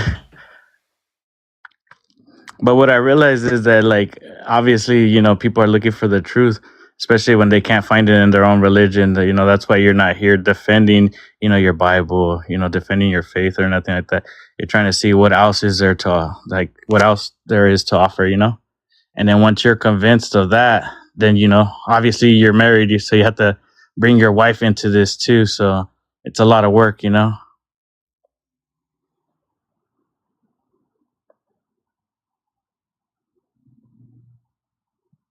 But at least you got a better haircut this time. I hope you changed your barber. Last time, he got you real bad.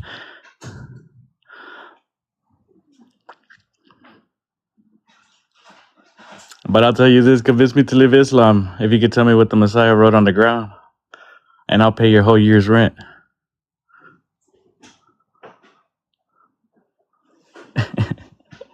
I love it. Crickets. Thank you for the clip, brother.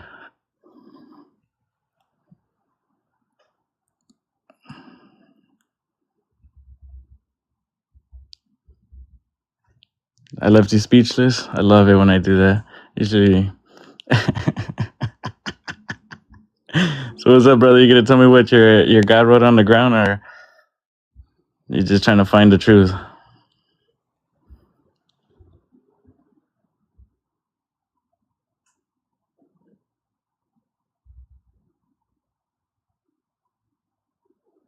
They say silence is confirmation, right? Stay silent if you accept. Say something if you don't. That's what we do it in Islam, right? The lowest ranking Muslim always does it, right? Where's my taco, brother? You already trying to leave. You got to convince yourself. Brother, I'm retired. I could be here all day until you kick me.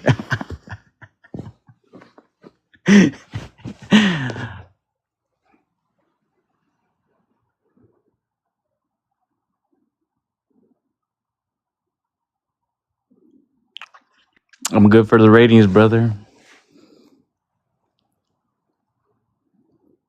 But nah, just like what your God wrote on the ground, nothing. Proving that Christianity is false. proving the Quran to be true. Thank you, brother. You had 130 people just listening to me till just got you speechless, brother. Asking you simple questions. What did your God write on the ground?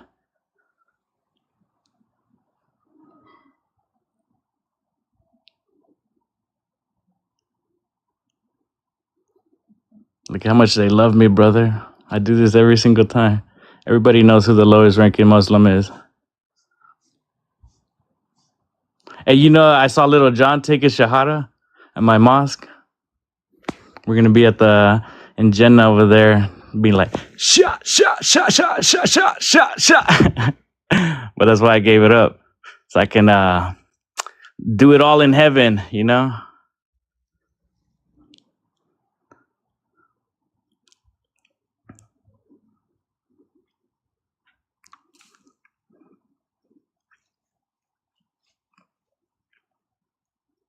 You know what I like to ask the Jews too? I'm like, hey, when was Isaac Abraham's only child, only begotten child, his Yahid that they say? Because that one Genesis 22:2 destroys that whole covenant. And Abraham fulfilled that book. Man, it's a great book. Everybody should go, and it's free. You can literally just download the PDF, just look up Abraham fulfilled, and they call it the Christian kryptonite. You know, that first chapter alone destroys Christianity. But Christianity is untenable, just like that. Your guys' little dilemma. Remember how when you guys try to run that? But I came in here, hey, well, if it confirms the Injil, right, that you're claiming, what did your Injil say on the ground? What was on the ground that your God, your Jewish man God, wrote on the ground?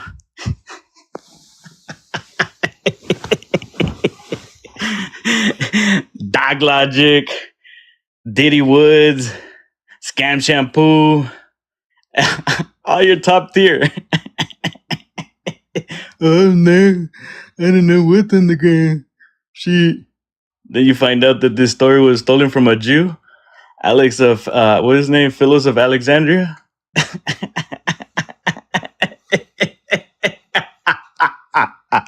Bro, you guys are stealing stories from the Jews and saying that it's from God? That's what the Quran says. Damn, thank you, brother. Thank you for proving Islam. But you're trying to find a reason to live Christianity when you can't even find the truth in your own book. But that's why you're in here for about a year, right? Look, we got a super chat, brother. Literally nothing. You're convincing zero people. Islamic dilemma smashes. I don't convince nobody. God doesn't convince you, stupid. I'm here to destroy, to crucify. That's what the lowest ranking Muslim does every single day. I'm retired, brother. You guys are over here trying to make a living. I am the living.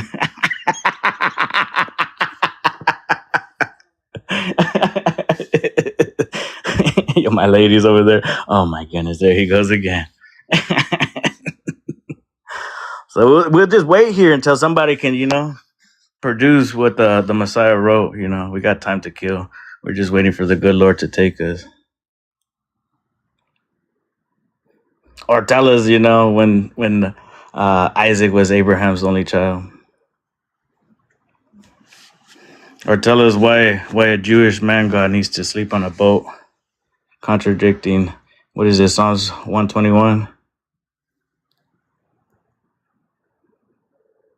Oh, but then he came down, he incarnated, contradict these numbers 20, what is it, 23:19? God is not a man.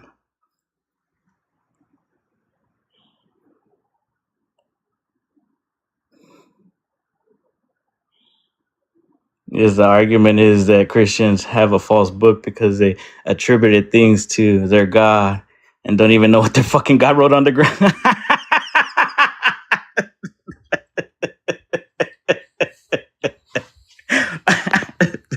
Zero arguments, right? And zero response.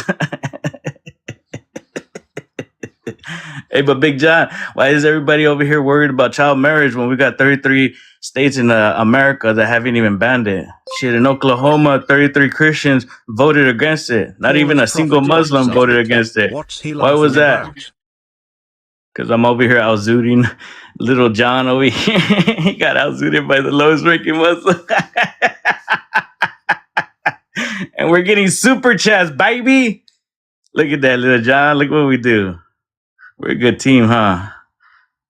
We're like, what's his name? Lightning McQueen and Mater. You're Mater. I'm Lightning McQueen. Because I'm running circles all over you. And I think you said that, right? You used to take the slow bus or something like that? Or was it that you went to Sunday school, or you were a Catholic boy or something like that?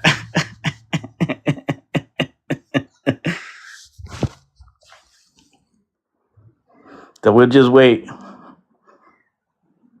Right.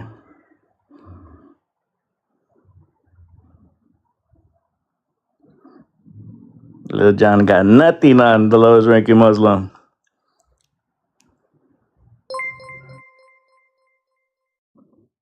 John Art of War right now. I haven't read The Art of War in a long time. It's an old book. But it looks brand new, brother. Looks like you haven't even opened it. What did you do? You got the audio book and you heard the story? You heard the audio book and you didn't even open up your book? You just got all these cool books just to put on a bookshelf? But you can't even read what your God wrote on the ground? You read all these other things, but you can't read what your God wrote on the ground. That little thing alone. John 8:6. Thank you. Alhamdulillah. Straight waffling. So what did he write? Hey, I actually got a dawah last weekend over here in LA on Hollywood. Come dawah with me. We be getting them in the streets. Same argument. Bring to TikTok, to YouTube, on the streets. It gets them. Literally, I literally say, hey, brother. And I come to him like, sincerely, like, not like how I do right right here, because you guys already know who I am. Over there, this is the first time meeting him, and I was like, hey, brother, how can you show me that you guys are the truth? That you guys have the true teachings of what your God is, teaching us and what he wrote? Because, and I was like, I'll be willing to leave. They got me in a cult. They got me doing dawah on the weekend. They're forcing me out here, bro. I was like, can you please help me leave this cult? Can you tell me what you're missing?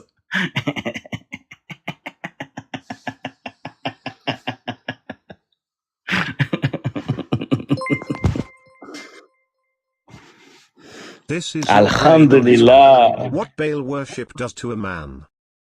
Yeah, I know, that's what happens when you worship a Jewish man. That died on a barbecue steak. Damn. And the worst. But what did Numbers 23 say? God is not a man, neither son of man. Like, it emphasizes it. Like, first it says, hey, man, like, God is not going to come as a man. And especially if somebody says, hey, they're son of man, like, be careful.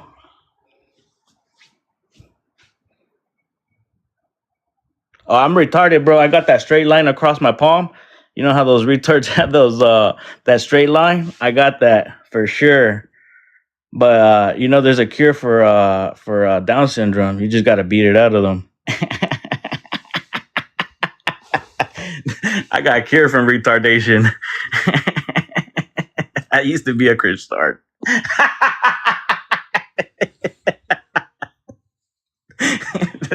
Straight Christard. Hey, but bro, look at how I'm destroying your chat. They're going wild. They don't even know what to do. They're like glitching out.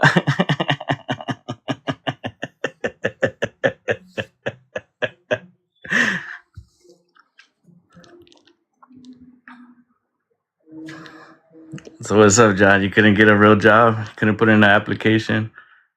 So you decided to, I'm a streamer now. I'm a content creator. This is the content you're creating, brother.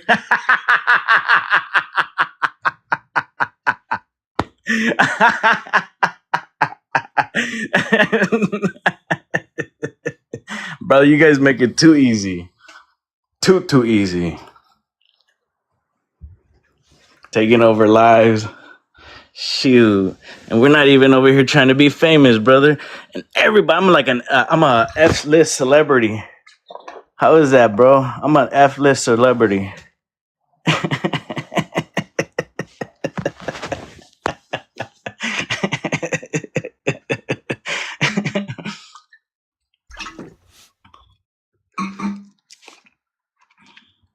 I can't even make cricket noise. You want me to start making some cricket noise for you for your sound effects?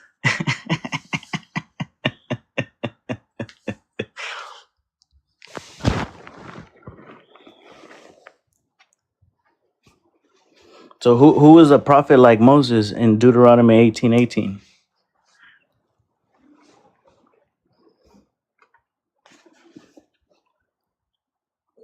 You think that was like a different prophet?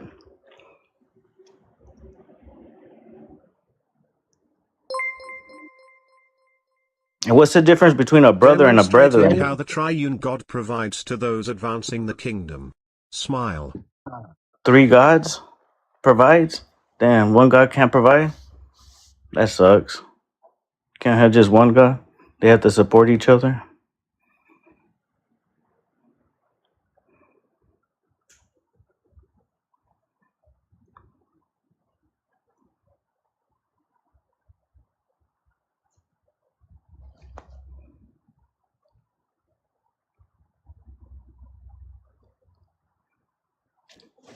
Hey, you like that Syriac? Ladies and gentlemen, boys and girls, step right up and witness the silliest goose you've ever seen. You walked in here with your shoes untied, tripped on nothing, fell on your pride. Tried to play it cool, but we all saw you are the silliest goose, that's the law. You spilled your drink on your own shirt, then blamed the cup, made it worse. Everything you touch turns to chaos. You are the silliest goose, no pause. You are the silliest goose, running around all fast and loose. You are the silliest goose. What you doing, there's no excuse. Honk, honk, here you come. You are the silliest goose. You sent a text to the wrong person, made the whole situation worsen. Tried to unsend, but it was too late. You are the silliest goose, mate. You wore 2 different shoes today. Didn't notice until halfway through your presentation at work. You are the silliest goose, you bark. You are the silliest goose, running around all fast and loose. You are the silliest goose. What you doing, there's no excuse. Honk, honk, here you come. You are the silliest goose, hon. Round and round the goose goes, where it stops nobody knows. Flapping wings without a care, silly goose everywhere. You walked into a glass door, you locked yourself out once more. You forgot what you were saying mid-sentence. You are the silliest goose, no prevention. You are the silliest goose, the silliest, running around all fast and loose. You are the silliest goose, silly goose, making mistakes like there's some kind of juice. Honk, honk, water along through. You are the silliest goose. Boo! Silliest goose, silly, silly, silliest goose. Hong Kong. You are the silliest goose. Circus music face. parades with honky.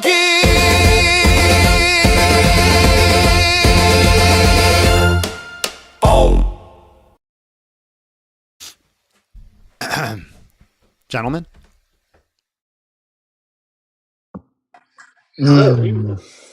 I despise that human.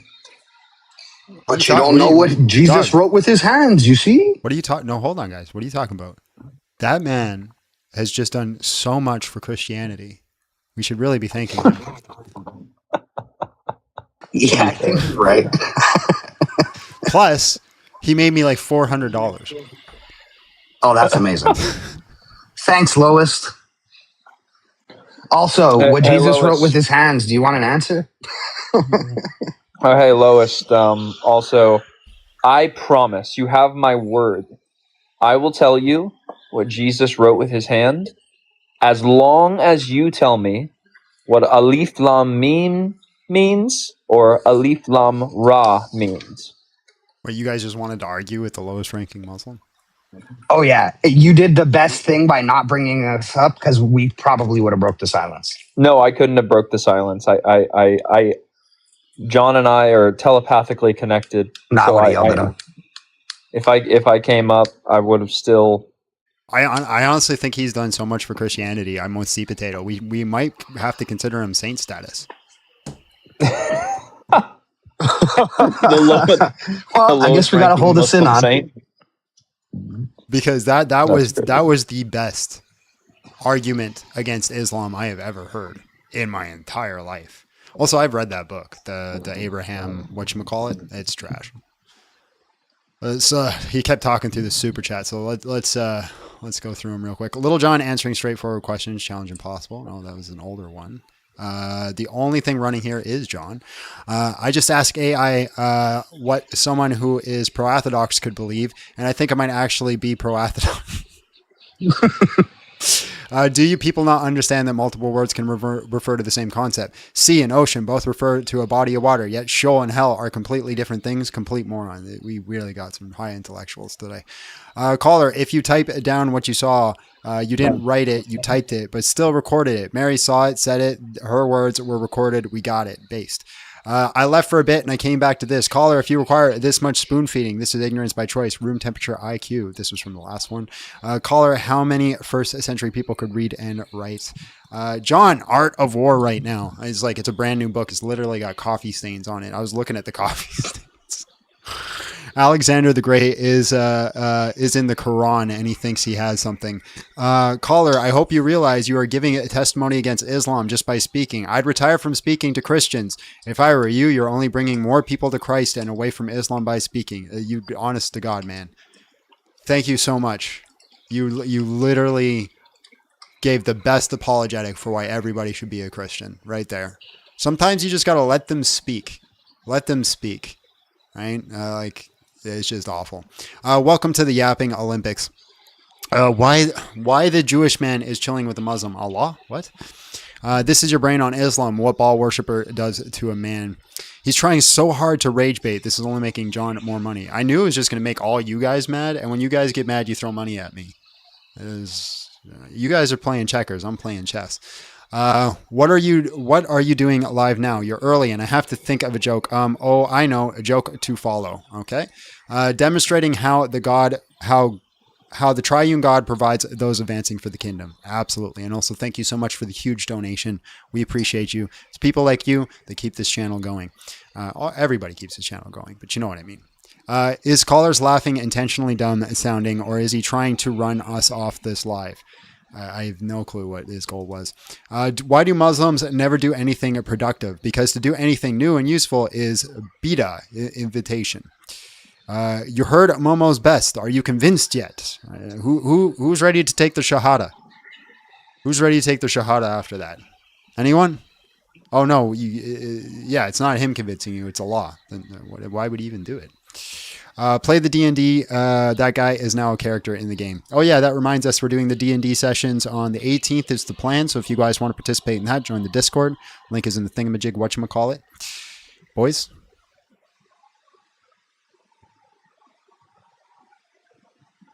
This D&D? I was just done. I'm done. That's what I'm going at. I want my rent paid. Can I get my rent paid, bro, by this lowest ranking Muslim? You'll pay your rent for a year. For a year? That's what he said. He'll pay your rent for a year. Can I get the money up? Like, if I do it, is he going to send me all like the year's worth, or is he just going to pay it every month? I don't know. You have to ask him.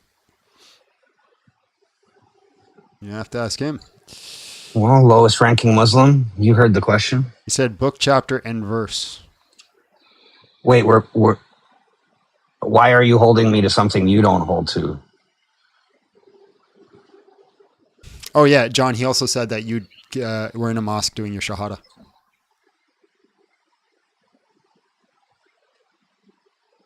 John. He's running. You see. He did take his shahada. He did take his shahada? That's why he's not unmuting. You see? He's actually undercover this whole time. We're not taking any more guests, by the way, guys. It's a good spot to end the live after that. Plus, yeah, I have to head to work. I have just joined the Facebook Live. The chat is so peaceful. There's no one watching on Facebook, I bet. Yeah, I bet there's like, what? How many people are watching on Facebook right now? Three people. One person. It was 3 people at one point. We got one person watching on Facebook. But that one person, though.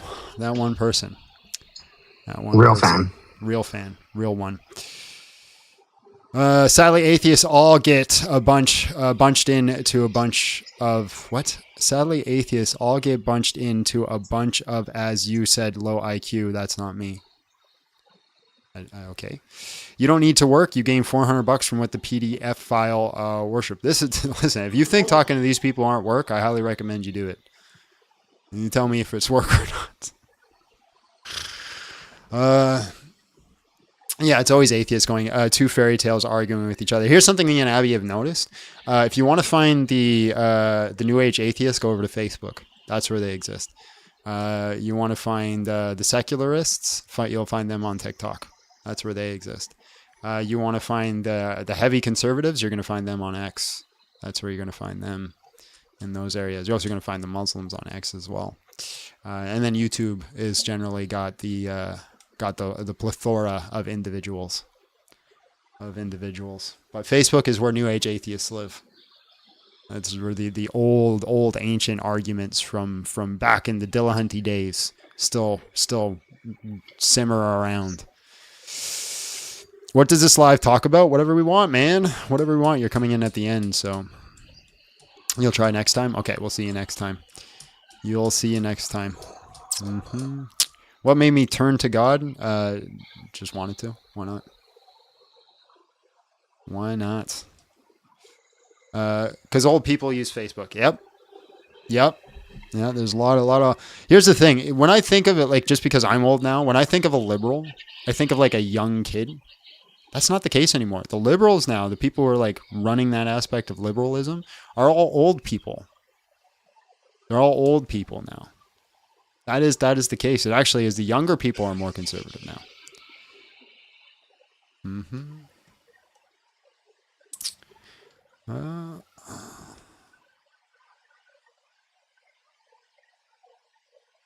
You and Fresh, you and the lowest ranking Muslim should schedule a formal debate right now, and you guys should do it right after this. Oh, you want to do a formal? Not me. You two should do it. Yeah. Let's do a formal lowest ranking Muslim. You guys should do it right after this, so I can. No preparation. To it in my car. Yeah. My grandma and aunts are on Google. I think everybody on Google. It's a search engine.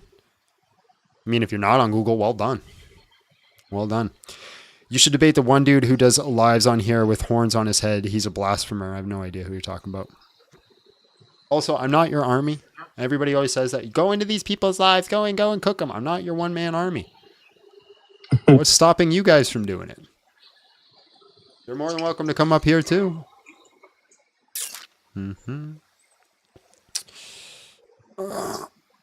Google Plus? Who uses Google Plus? John Steele is a beast in a nice way. This is coming from an atheist. Thank you very much. I appreciate you. That is very kind. The best part is he thinks he killed it. I know that is Dunning-Kruger effect to a T. All right, folks. Our Father is in heaven, hallowed be thy name. Thy kingdom come, thy will be done on earth as it is in heaven. Give us this day our daily bread, and forgive us of our debts as we also forgive our debtors. And lead us not into temptation, but deliver us from evil. Lord, you are good in all that you do. Lord, I ask that you help that man. He said some crazy things, but he knows not what he does, so forgive him. And also everybody who's come in today, I ask that you guide them into the knowledge of who you are. If we're wrong in what we do, correct us and put us back on the right path. Forgive us of our sins and continue to walk with us, because you are good and we are not. In Jesus' name, amen. In the name of the Father, the Son, the Holy Spirit. All right, folks, I'm going to hang out on YouTube for about 2-3 more minutes or whatever. So if you've got any questions, come on over there. Big John Steele on YouTube. If you want to support this channel, you can do so at bigjohnsteele.com, where you'll get access to exclusive content made just for you guys. Make sure you follow Fresh here. He's doing content and stuff now too, so follow him. Do not follow Little John. As a matter of fact, if you are following Little John, I'd appreciate if you unfollowed him. That'd be great. And yeah, we will see you all maybe tomorrow, soft tomorrow. And if we are doing tomorrow, it's only going to be short. God bless, guys. Have yourself a great day. See you, Fresh. God bless. My goodness gracious, folks. My goodness gracious. That was a choice. That was a choice. That's a thing that happens. Oh my gosh. Oh my gosh. Although, what do you guys think of the new thing? This thing. I like this thing. I think it looks, and I could switch it. Watch this. I could switch it pretty easy, right? If we want to do this topic, boom, right? I can add more, right, to that. Then we go boom, right? We go boom. Oh, that one's too big, but yeah, I just move it around. I think it looks slick, looks good. And now I don't have to make two of everything, because anytime I had to change like something, I'd have to make two, because I'd have to make one for the shorts and I'd have to make one for the horizontal. But now I have it set where it's just all of it is using the horizontal. It's just if you're watching on TikTok, it's just horizontal now. And that's the one thing we had to fix. Trying to upgrade. Yeah, I'm always trying to upgrade. I don't think you guys realize, every night I'm looking at stuff to add and change into the live, like almost every night, trying to improve things and trying to make it better. Small little things, man. Small little things you might not even be noticed. Like if you notice this text here, it moves a little bit. So it just doesn't look like plain, like I'll show you something. Like this is just going to be me nerding out real quick. Just showing like the little things you figure out. It's like boom, boom, boom, boom, boom. That is boring, right? Yeah, we start adding in these little effects. Boom. There you go. Little things. Little things. I do want to have a very professional stream. That is the goal. That is the goal that we want to do. You love Little John? Sorry, you have to unsubscribe from him. You have to unsubscribe from him. Get rid of him.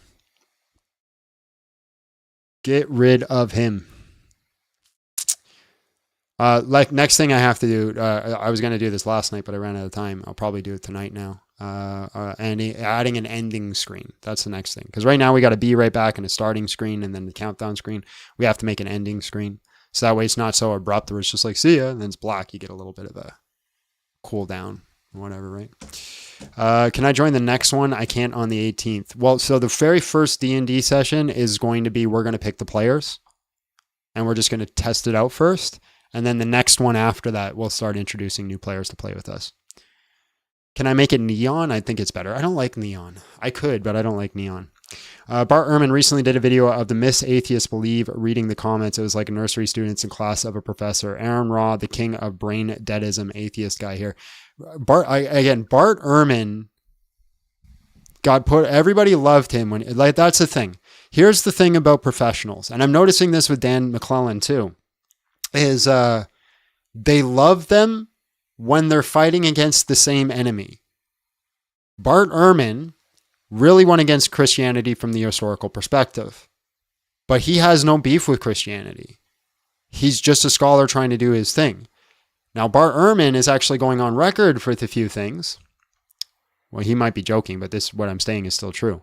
Bart Ehrman has gone on record with a few things the atheists really don't like. For example, he wrote a whole book about Jesus' existence. Atheists don't really like that. Right? And now Bart Ehrman wrote a whole book about how we live in an ethical society because of Christianity. And atheists really don't like that and are really going against that. So they love the scholar. Now with Dan McClellan, the same thing has happened. Everybody loved Dan McClellan because he's like, I'm a scholar and I'm always going to do the scholar perspective. And he starts shitting on classical Christians. And then all of a sudden, right now, TikTok is going at Dan McClellan because they're like, well, you're part of the Latter-day Saints. And the Latter-day Saints are anti-homosexual. So what's going on here, Dan? And so they're all attacking Dan McClellan here. They're like, we appreciate his scholarship, but what's going on here, Dan? They don't care about nobody really cares about truth. And this includes Christians too, right? Nobody really cares about truth. People care about, does your side make the other side look more stupid? Does your side make the other side look more stupid? 1 John got me feeling like a failure today. I don't know why that would, but I'm sorry. Thank you for the $5.